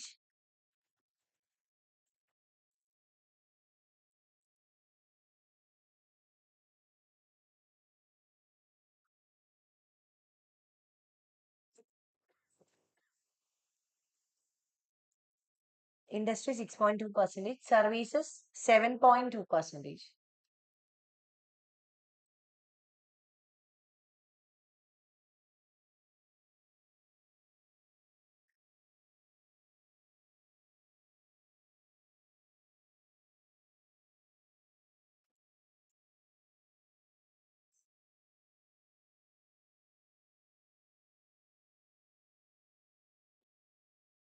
Okay.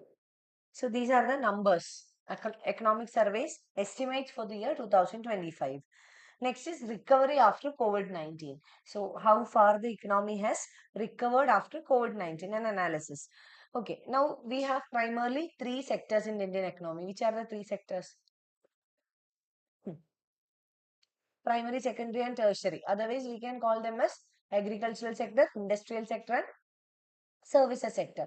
So according to your opinion, which sectors do you think have recovered and which sector would be still struggling to recover? Sector struggling ആയിരിക്കും. Agriculture sector ആണ് first recover ചെയ്തത് because of strong government policies. So agricultural sector and industrial sector has recovered, whereas service sector is still recovering. Even then the growth rate is very good, but still services sector is still recovering, and we can say that services sector is facing a uneven recovery. Okay, why uneven? Because all the services sector subcomponents of service sector has not recovered. A few of them recovered and few still recovering. You write it this way: recovery after COVID-19. Agriculture and industrial sector. Agriculture and industrial sector has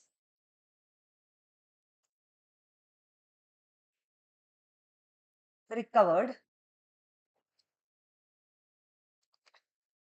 whereas services sector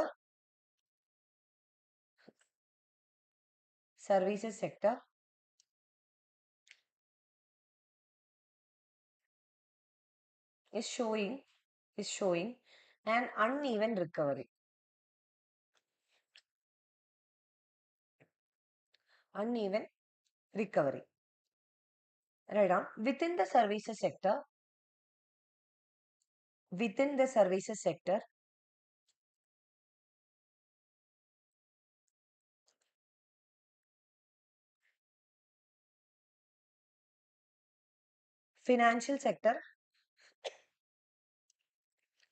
financial sector, real estate,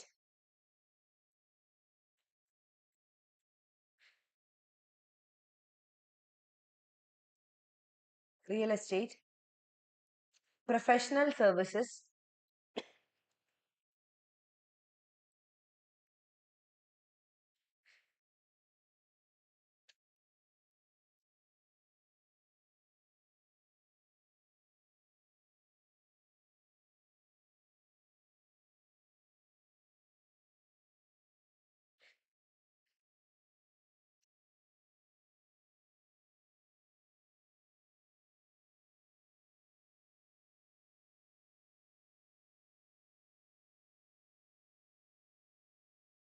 One second.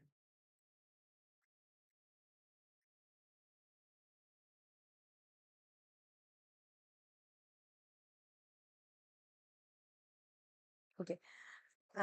Real estate and professional services, etc. have recovered, and has shown a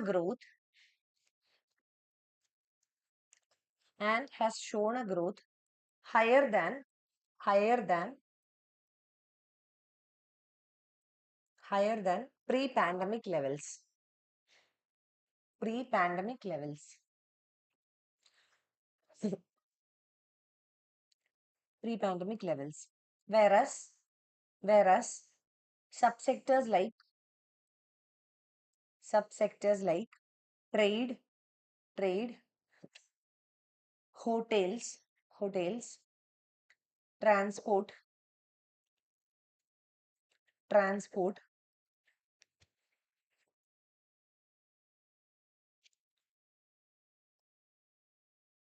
communication,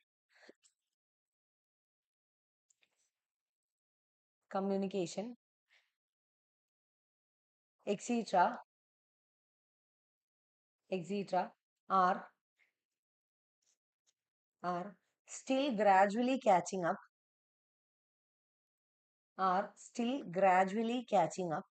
as they are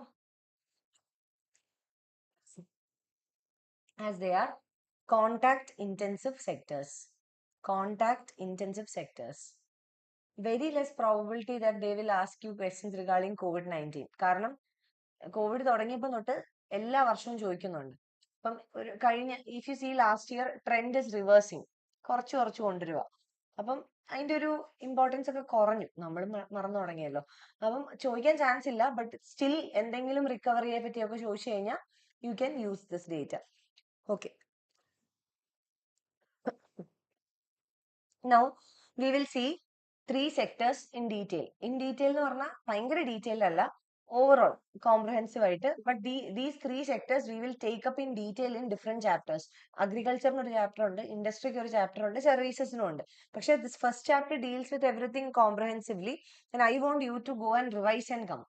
ഞാൻ പറയാം നാളത്തേക്ക് revise ചെയ്യേണ്ട സാധനങ്ങൾ എന്തൊക്കെയാ, അതൊന്ന് നോക്കിയിട്ട് വരണം. Okay, so we start with agricultural sector. Now tell me, which are the 3 seasons in agriculture? Rabi, Kharif and Zaid. Months പറയണ്ട, പക്ഷെ tell me ഏത് പീരീഡിലാണ് ഏതൊക്കെ ഇത് ഉണ്ടാവുക?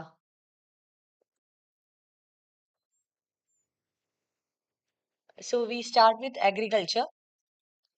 Now, as you said, there are 3 cropping seasons: Rabi, Kharif and Zaid.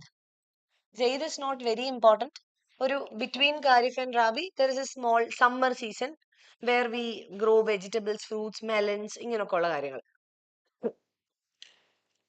Now, tell me about Rabi and Kharif. Which is monsoon season? Kharif. ആണല്ലോ. Okay. Kharif crops are also called as monsoon crops. Why? Because this is the season where we get maximum rainfall. അപ്പൊ അതുകൊണ്ട് തന്നെ the crops that we cultivate during Kharif season would be water intensive crops. ആണോ? അല്ലേ? കാരണം എന്താ, കുറച്ച് കൂടുതൽ വെള്ളം വേണം. അപ്പൊ അത് കിട്ടുന്നത് ഏത് സമയത്താ? Monsoon. So it is during the kharif season that we grow water intensive അല്ലെങ്കിൽ rain intensive rain fed crops. Okay, now rabi is a season where we grow crops which need less water. Doesn't mean that no water is required, but less water is required. Now, do you know the fact that Indian agriculture is a lot dependent on rainfall? Yes, and according to economic survey, still only about 40% of India's agricultural land is irrigated, which means a majority of India's agricultural land is still dependent upon monsoon. അപ്പോൾ monsoon നല്ലതാണെങ്കിൽ എങ്ങനെയായിരിക്കും crops production? It will be good. So Indian agriculture is a lot dependent on monsoon for their production. Now this year, what do you think? മഴ ഉണ്ടായിരുന്നോ? we had above normal monsoon. Okay, both are actually bad, below normal and above normal. So what happened is, during the Kharif season, we had above normal monsoon, but luckily to the fact that it did not affect the crops. Above normal ഉണ്ടാവുമ്പോൾ mostly flood ഒക്കെ വരും, പക്ഷെ it did not went up to that extent, creating disasters like flood. But the point to be remembered here is, during the Kharif season, we had above normal monsoon. Okay, so we had a very good monsoon, and definitely above normal monsoon കിട്ടിയതുകൊണ്ട് തന്നെ Kharif food production എങ്ങനെയായിരിക്കും? Good. So we had a healthy Kharif production. Okay, so during Kharif season, we had a very healthy production season. And also, another advantage was that because we received an above normal monsoon during Kharif season, we were able to store water for the Rabi season. So we got excess. So what? As a result, we were able to store enough water for the Rabi season. Irrigation ഉള്ള സമയമാണല്ലോ. Okay. അപ്പോൾ അതുകൊണ്ട് തന്നെ എന്ത് സംഭവിച്ചു? During both Kharif and Rabi season, we had surplus of food production. So altogether എന്ത് സംഭവിച്ചു? We had a surplus of food production. So when we have a surplus of food production, how would be the food inflation? Surplus ഉണ്ടെങ്കിൽ food inflation കുറവായിരിക്കോ കൂടുതലായിരിക്കോ? Less ആയിരിക്കും. So this surplus food production both in Kharif and Rabi season led to less food inflation. Okay, and this is what we said. ഇതിന് മുന്നേ പറഞ്ഞു, എല്ലാം connect ചെയ്ത് പഠിക്കണം survey പഠിക്കുമ്പോൾ. So that's what we said. Inflation പഠിച്ചപ്പോൾ നമ്മൾ പറഞ്ഞില്ലേ, food inflation was moderate എന്ന് പറഞ്ഞ ഓർമ്മയുണ്ടോ? So what was the reason? Because of good monsoons. Above normal ആയതുകൊണ്ട് this even helped us to store water for the Rabi season. Okay ആണോ? Okay, so this is what happened in agricultural sector. Now, when we talk about this above normal monsoon, let us also connect one another fact related to manufacturing sector. Okay, so what happened in manufacturing sector? In the manufacturing sector, Q1 was very strong. Q1 എന്ന് പറഞ്ഞാൽ എന്താ? Quarter 1. Quarter 1 was very strong. Quarter 1 ഏതൊക്കെ മാസാ? എപ്പോഴാണ് നമുക്ക് തുടങ്ങുന്നത്? April May and June അല്ലേ? That is the first quarter of a financial year. April 1st അല്ലേ to March 31st. So April, May and June, the quarter 1 of manufacturing sector was strong. പക്ഷേ quarter 2 did not do well. Why? What would be the reason? Okay, quarter 2 did not do well because two reasons. One is because export demand was less. That is not our problem. Export demand from other countries was less. അപ്പോൾ അതുകൊണ്ട് തന്നെ നമുക്ക് എന്ത് സംഭവിച്ചു? Production കുറഞ്ഞു. Demand was less, we produced less. Second reason was that we said that, ഇതാണ് connect ചെയ്യേണ്ട fact. We said that during Kharif season, when is Kharif season starting? Monsoon ആണ്. അപ്പം ജൂൺ, ജൂലൈ, ഓഗസ്റ്റ് ഒക്കെ ആയിരിക്കും എന്ത്? Kharif. Normally July ഒക്കെ തൊട്ടാണ് നമ്മൾ ഖാരിഫ് എന്ന് പറയുക. Can you see that the Kharif season and the quarter 2 coincides? അല്ലെ?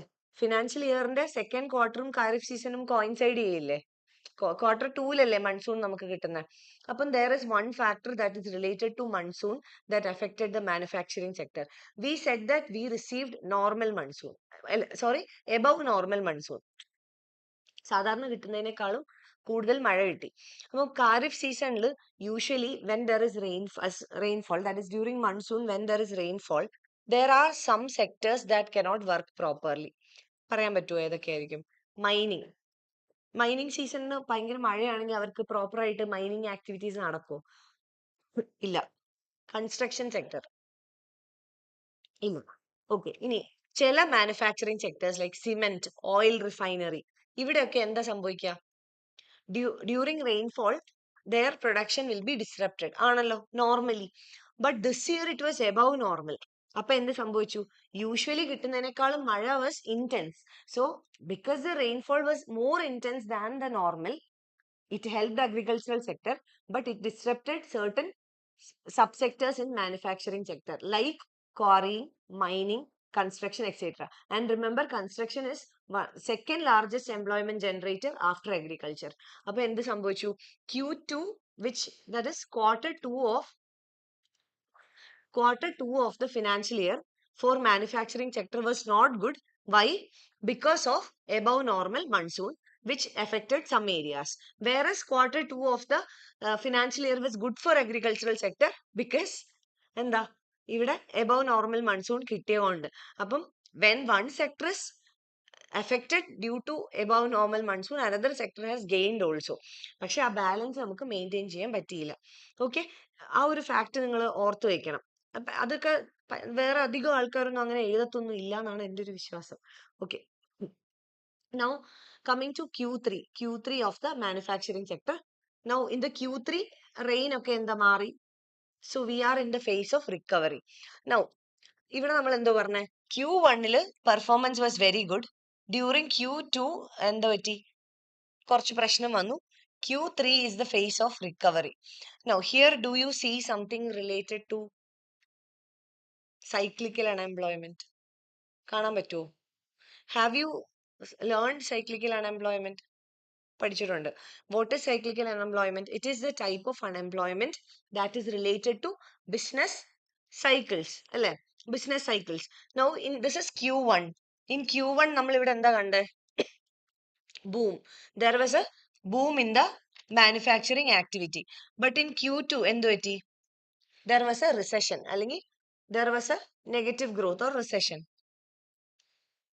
Recession എന്ന് പറയുമ്പോൾ economic recession അല്ല, in that particular sector. Now in Q3 we see a phase of recovery. So this is exactly what we call as a business cycle. ഇതല്ലേ business cycle. So related to business cycle there will be unemployment also. During boom employment will be very high. During recession എന്ത് പറ്റും? ഈ മഴ പെയ്ത സമയത്ത് Q2 മാനുഫാക്ചറിംഗിൽ in construction sector മൈനിങ്ങിലൊന്നും production നടക്കുന്നില്ല, which means അവിടെ ഉള്ളവർക്ക് ജോലി നഷ്ടപ്പെട്ടിട്ടുണ്ടാവില്ലേ. So during Q2 the economy would have definitely undergone a cyclical unemployment, and during Q3 there is a phase of recovery. Unemployment rates will reduce and the growth rates also will come back to normalcy. Clear ആണോ? ആണോ? So write down agriculture. Okay ആണോ? Connect ചെയ്യാൻ പറ്റുന്നുണ്ടോ? Are you able to connect between different facts? Okay.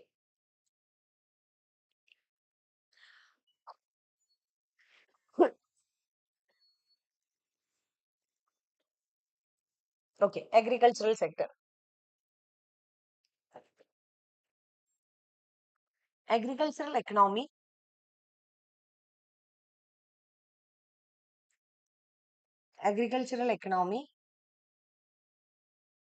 witnessed a healthy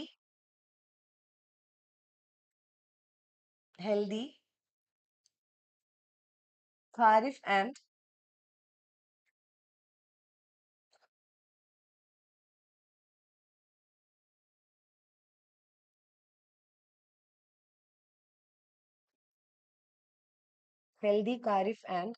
Rabi production.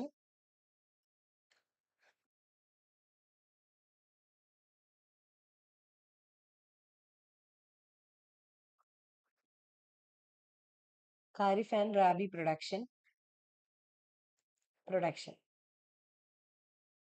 Full stop.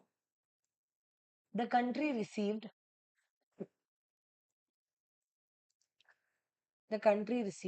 above normal monsoons,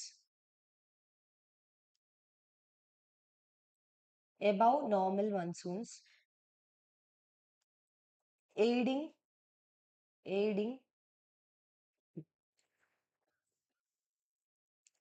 the Kharif production,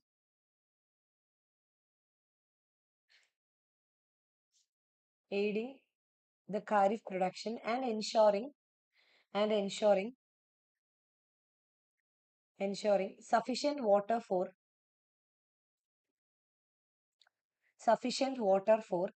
irrigation during Rabi.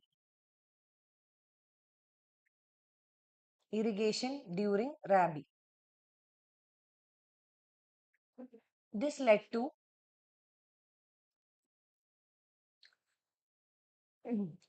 to surplus surplus food grain production,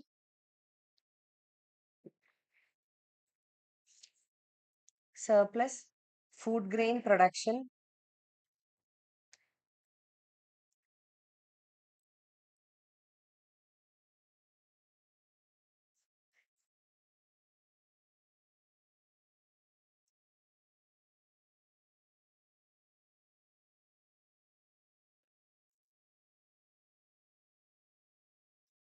surplus food grain production, which further led to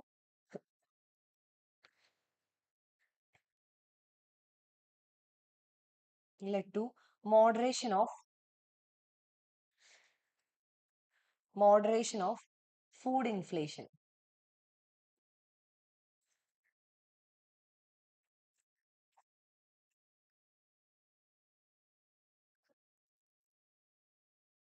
Moderation of food inflation.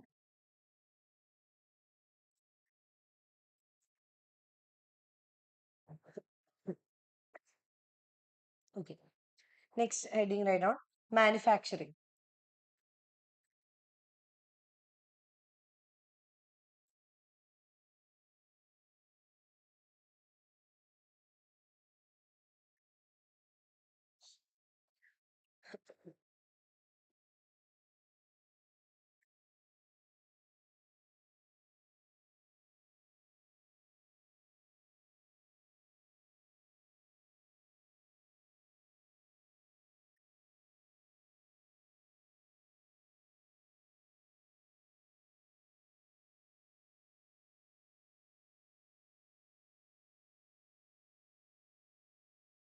Okay. Manufacturing. Manufacturing ഇതൊന്ന് വരയ്ക്കാൻ പറ്റുമോ? Q1, Q2 and Q3, that cyclical thing.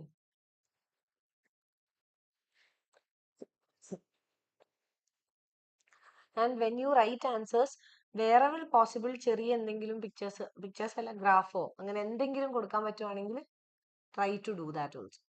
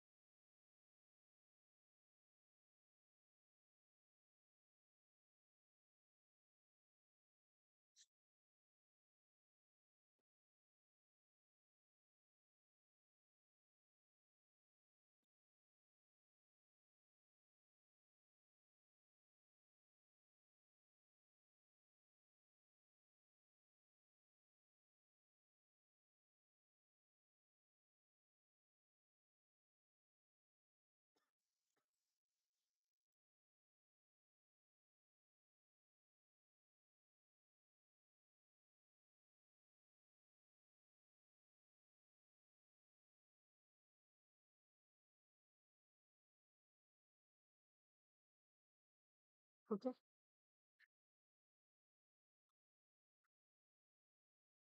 So write down during Q1,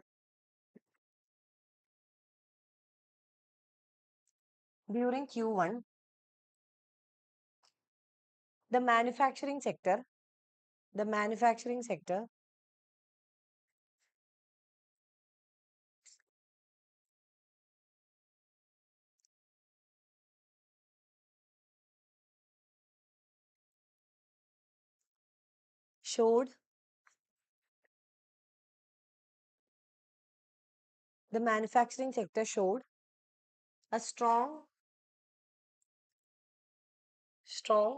growth.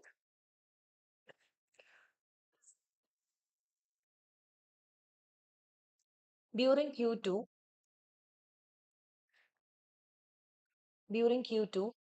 the growth in manufacturing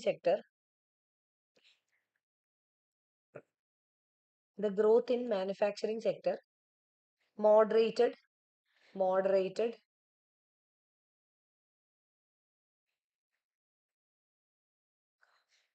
moderated due to two factors.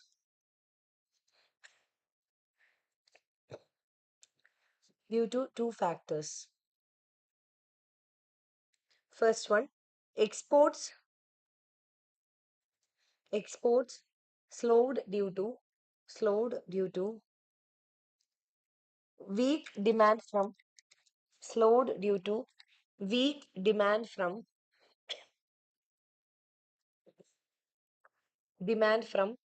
destination countries.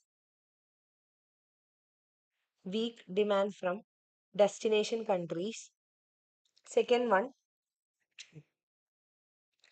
due to above average monsoon. Due to above average monsoon, there were disruptions in there were disruptions in mining, construction,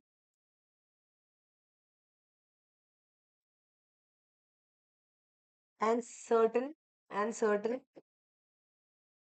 manufacturing subsectors like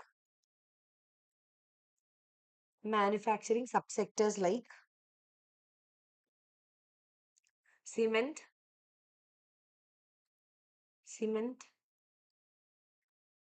oil, refinery,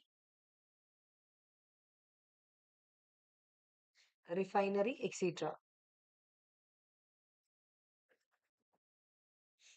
Q3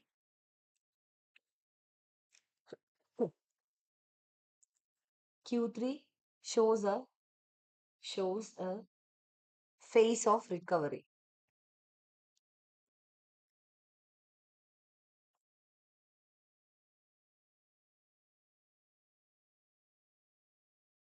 Shows a phase of recovery.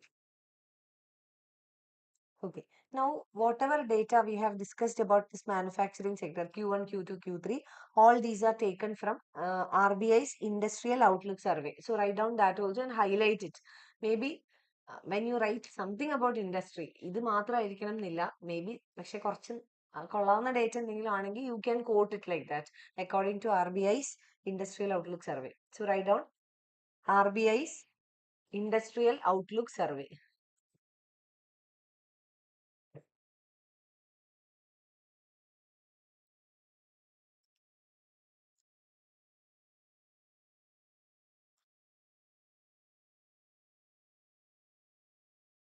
Next is services sector.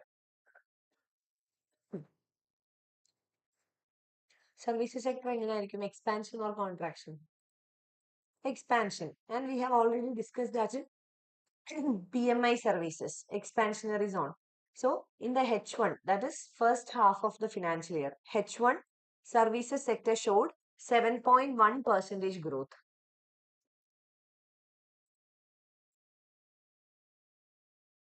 Services sector showed a 7.1% growth in the first half, H1. And PMI services are on the expansionary zone. Okay. Next, we will discuss about PFC, Private Final Consumption Expenditure. Private Final Consumption Expenditure.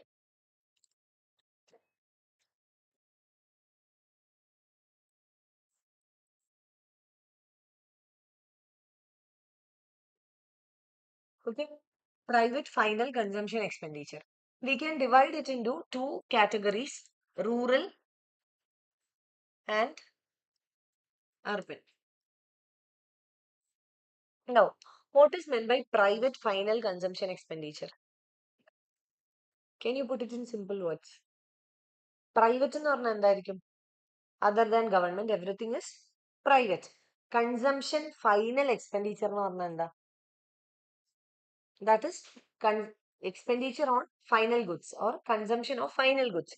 So to put it simply, we can say that PFCE എന്ന് പറയുന്നത് is nothing but it relates to private demand. Demand എന്താന്നുള്ളതാണ് പറയുന്നത്. Private final consumption expenditure means the demand of the private sector. Private sector means everyone except the government. Now, let's compare rural India and urban India. Where do you think that consumption expenditure must have increased? chances. No, it's in the rural. That's a like ഇത് ഓർത്തിരിക്കണം. നമ്മൾ പെട്ടെന്ന് കാണുമ്പോൾ വിചാരിക്കും urban ആണെന്ന്. പക്ഷെ this year it is in the rural area. What would be the reasons? Now connect back to factors relating to agriculture, manufacturing, etc. Agricultural sector എന്താ സംഭവിച്ചേ? Both Rabi and Kharif were so much favorable for them. അപ്പൊ എന്ത് പറ്റും? Surplus production. Okay? Surplus production. Now, due to the surplus production, demand എന്ത് ചെയ്തിട്ടുണ്ടാവും? Demand would have increased. See, when we talk about demand, it's not that farmers are getting more income, so they are consuming more എന്ന് മാത്രമല്ല. It also means that they are investing more in agriculture. They maybe when the surplus production has happened, they would have bought more tractors, maybe more motors for irrigation. So such type of investment will also come. Investment means spending. Their spending will also come. Okay. First one is due to surplus production, they have more money, they spend more. Then, what could be the other reason? Second one is, there was also an increase in the MSP. Last year, MSPs കൂട്ടിയിട്ടുണ്ടായിരുന്നു. അപ്പം, when MSP increases, what happens? The price that the farmers get for their produce also increases. So, these two factors leading to increase in income of farmers. Now, when we talk about rural India, why we particularly talk about farmers is because rural India is predominantly agrarian in nature and a majority of rural Indians are dependent on agriculture. So, it is agriculture that influences their consumption and spending pattern. So, these were the two reasons like bumper cropping and high MSP. And according to the, okay, I'll give that in the notes, okay. So this is what happened in rural India. Now coming to urban India. Urban India, we see there is a mixed trend, which means in some areas there is increase in demand and in some sectors we see a decrease in demand. Now let's explore some areas like vehicles, like a passenger vehicle. In case of passenger vehicles, there is less demand. In urban India, the demand dropped. Then FMCG. FMCG is fast moving consumer goods. FMCG, moderate growth.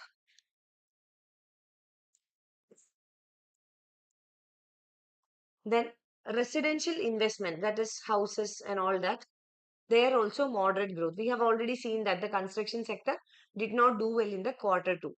Okay, so in urban India, there were some negative factors that influenced the demand and thereby the demand was lesser than the rural India. So write it down. Uh, Private final consumption expenditure, rural.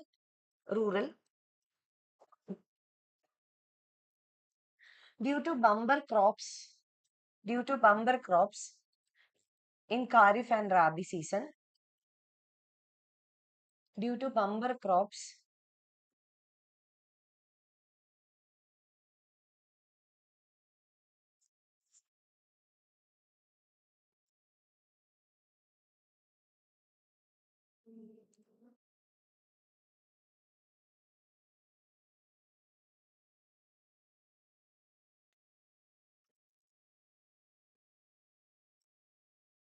bumper crops in Kharif and Rabi season, and increase in MSP,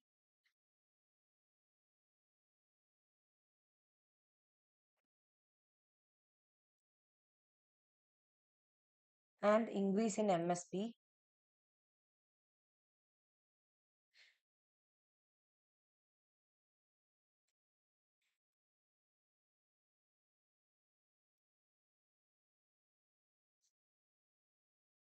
and increase in MSP, the rural demand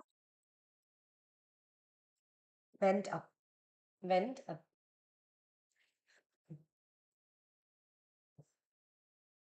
Went up. According to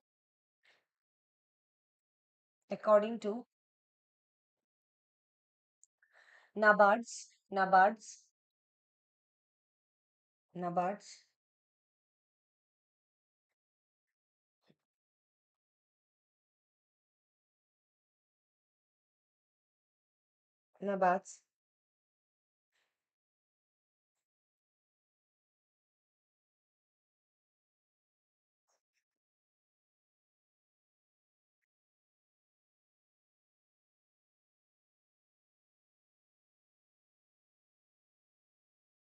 NABARD's Rural Economic Conditions,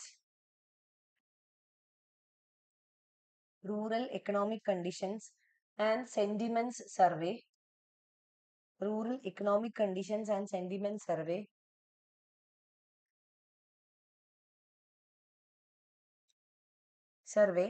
there is an increase in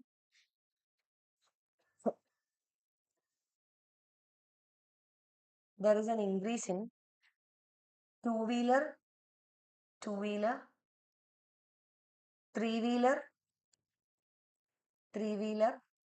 and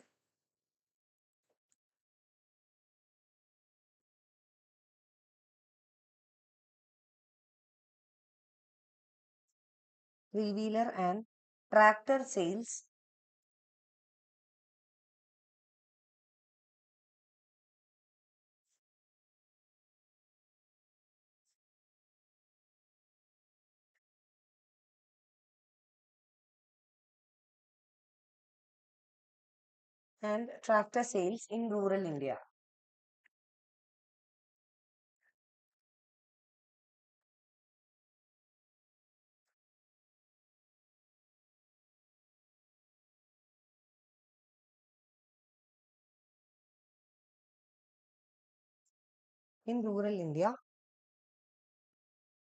Which depicts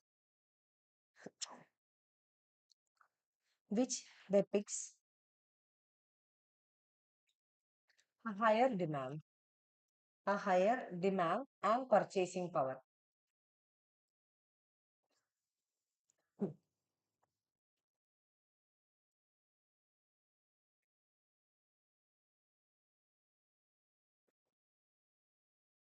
Next is urban demand. Urban demand.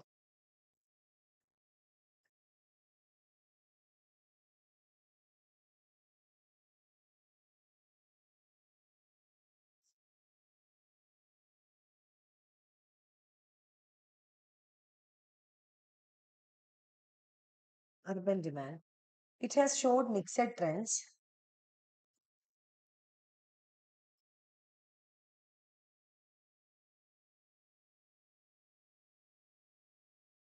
It has shown mixed trends.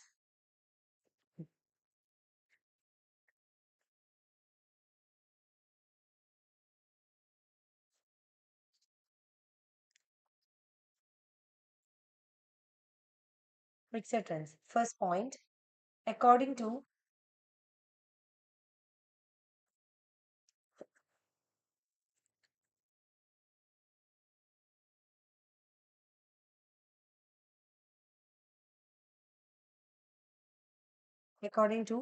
Federation of Automobile Dealers Association,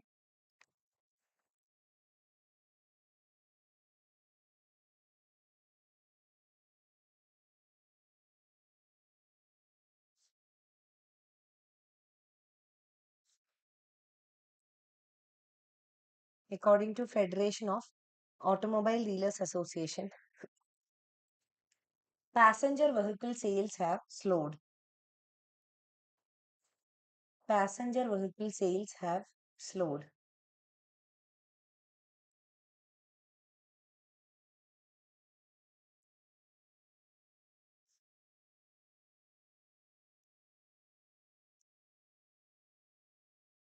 Then fast moving consumer goods. Fast moving consumer goods has shown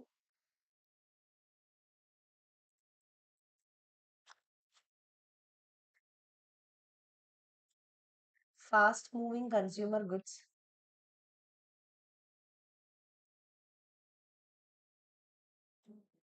have shown fast moving consumer goods എന്താന്ന് അറിയില്ലേ? എന്നുവെച്ചാൽ consumable ആയിട്ടുള്ള food, അങ്ങനത്തെ കാര്യങ്ങൾ, soap, അങ്ങനെയൊക്കെയുള്ള സാധനങ്ങൾ.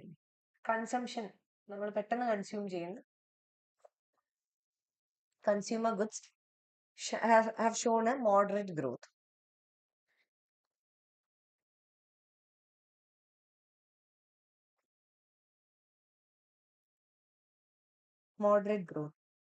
Then Gross fixed capital formation. Gross fixed capital formation has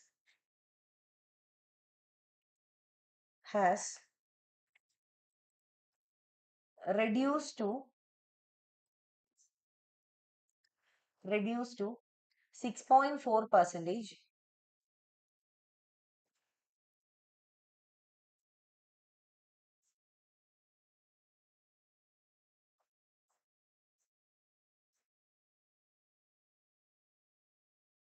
6.4 percentage in H1 first half.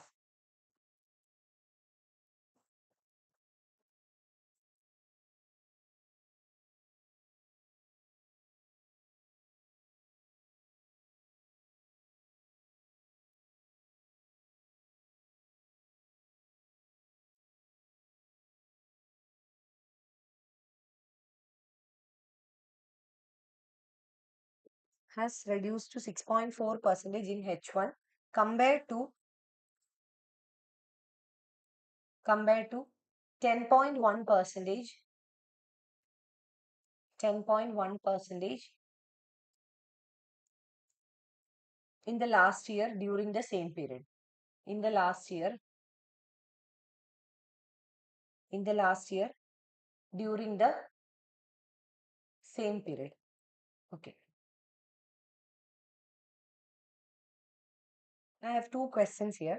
One, what would be the reason for a drastic reduction in the gross fixed capital formation? What is gross fixed capital formation? Investments. And what would be the reason for a drastic slowdown? Second question, how will it affect demand? First, you answer the second question. How will investment affect demand? Which you know because നമ്മൾ ക്ലാസ്സിൽ discuss ചെയ്തിട്ടുണ്ട്. When investment increases, എങ്ങനെ?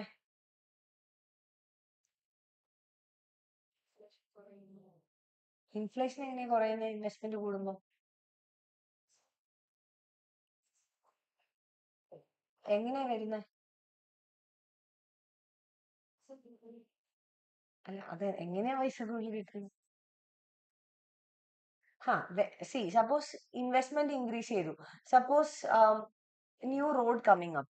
Many people will get a job there. And secondly, indirectly also it will contribute. So when investment increases, production increase ചെയ്യും. Production increase ചെയ്യുമ്പോൾ എന്ത് പറ്റും? More people will get employment. So employment കൂടും, profitability will also increase. So people will have more money. അതുകൊണ്ട് തന്നെ consumption will increase, purchasing power will increase, demand will increase. അപ്പോൾ എന്താ investment കുറഞ്ഞുകൊണ്ട് എന്താ സംഭവിക്കുക? When there is less investment, less production, less employment, less purchasing power, demand will also be less. Okay, so second question is answered. Now tell me what can be the reason? 10.1 നിന്ന് 6.4ലേക്ക് കുറയണമെങ്കിൽ അത്രയും drastic ആയിട്ടൊരു ഇൻവെസ്റ്റ്മെന്റിൽ change വരാൻ എന്തായിരിക്കും കഴിഞ്ഞ വർഷം ഇവിടെ സംഭവിച്ചിട്ടുണ്ടാവുക? അല്ല, അത് production related. I am asking about investment. Usually എക്കണോമിയിൽ ഒരു പെർട്ടിക്കുലർ വർഷങ്ങളിൽ ഇൻവെസ്റ്റ്മെന്റ് കുറയാറുണ്ട്. അതെപ്പോഴാ? Election year. കാരണം എന്താ? ഇലക്ഷൻ ഇയറിൽ ഗവൺമെന്റ് പുതിയ സ്കീംസ് എന്തെങ്കിലും അനൗൺസ് ചെയ്യുമോ? മോഡൽ കോഡ് ഓഫ് കണ്ടക്ട് ഉണ്ട്, പുതിയ സ്കീംസ് ഒന്നും വരില്ല. ബജറ്റ് ഫുൾ ഫ്ലെജ്ഡ് ആണോ? അല്ല, ഇൻട്രം ബജറ്റ് ആണ്. അപ്പൊ അതുകൊണ്ട് എന്തായിരിക്കും ഗവൺമെന്റിന്റെ എക്സ്പെൻഡിച്ചർ ആ വർഷം എക്സ്പെൻഡിച്ചർ കുറവാന്നല്ല, ക്യാപിറ്റൽ എക്സ്പെൻഡിച്ചർ കുറവായിരിക്കും. സോ ഡ്യൂ ടു ഇലക്ഷൻസ് ആണ് ഇത്രയും കുറഞ്ഞത്. അപ്പം ആ രണ്ട് കാര്യങ്ങൾ ഓർത്ത് വയ്ക്കാം. Okay, maybe if you want you can write down bracketly due to general elections.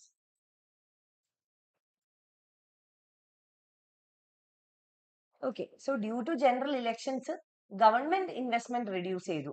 What about private investment? When government investment reduces, private investment also will reduce. How? Example പറയാം. I'll give you an example. For example, Kozhikode government is planning to bring a smart city in Calicut. അല്ലെങ്കിൽ ഒരു techno park പോലെ, info park or something like that.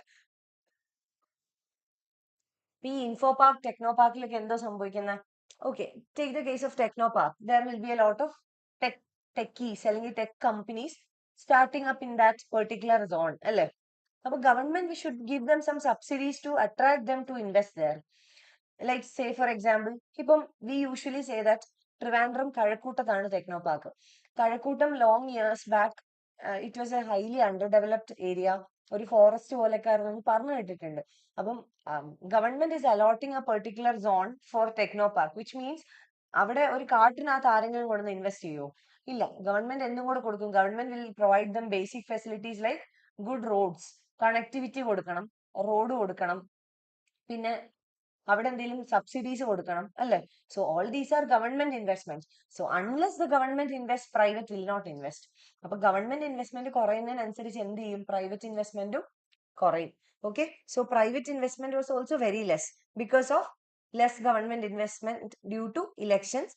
പിന്നെ second thing was also due to global uncertainties. കാരണം ഈ വാർ ഒക്കെ നടക്കുന്നതുകൊണ്ട് തന്നെ interest rates ഒക്കെ അങ്ങോട്ടും ഇങ്ങോട്ടും കൂടുകയും കുറയും, ഭയങ്കര വോളറ്റൈൽ ആണ്.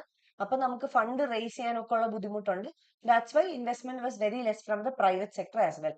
So all these led to lesser investments and therefore lesser demand in the urban India. ഇത് എന്തുകൊണ്ടായിരിക്കും റൂറൽ ഇന്ത്യനെ ഈ പറഞ്ഞ കാര്യങ്ങളൊന്നും അഫക്ട് ചെയ്യാതിരുന്നത്? Because they are predominantly dependent upon agriculture. So അവർക്കിപ്പം ഇൻവെസ്റ്റ് ചെയ്തോ എന്നുള്ളതോ അല്ലെങ്കിൽ ഗ്ലോബൽ സെനാരിയോ ഒന്നും അവരെ അധികം എഫക്ട് ചെയ്യുന്നില്ല. It is mostly the urban area that are being affected by all these things. So agricultural economy dependent ആയിട്ടുള്ളവർക്ക് ചേഞ്ചസ് ഇൻ അഗ്രികൾച്ചർ, മൺസൂൺ ഒക്കെയാണ് അവരുടെ ലോകം ഭയങ്കര ചെറുതായതുകൊണ്ട് ഇതൊന്നും അവരെ എഫക്ട് ചെയ്തില്ല. So in rural economy, demand was high due to growth in agriculture, whereas in urban economy, all these factors affected urban India's growth, demand growth. Okay, ആണോ? So we will continue after lunch break. 1:05 2:05 2 മണിക്ക് എത്തിക്കോ. Okay, come back by 2 o'clock. We will finish this chapter and I want to finish, if possible, monetary policy also, because monetary policy, while we were discussing in the class, we have went into very detail, no? So I don't think we'll need much time, but there are certain analysis to be done, which we will do. Okay, thank you.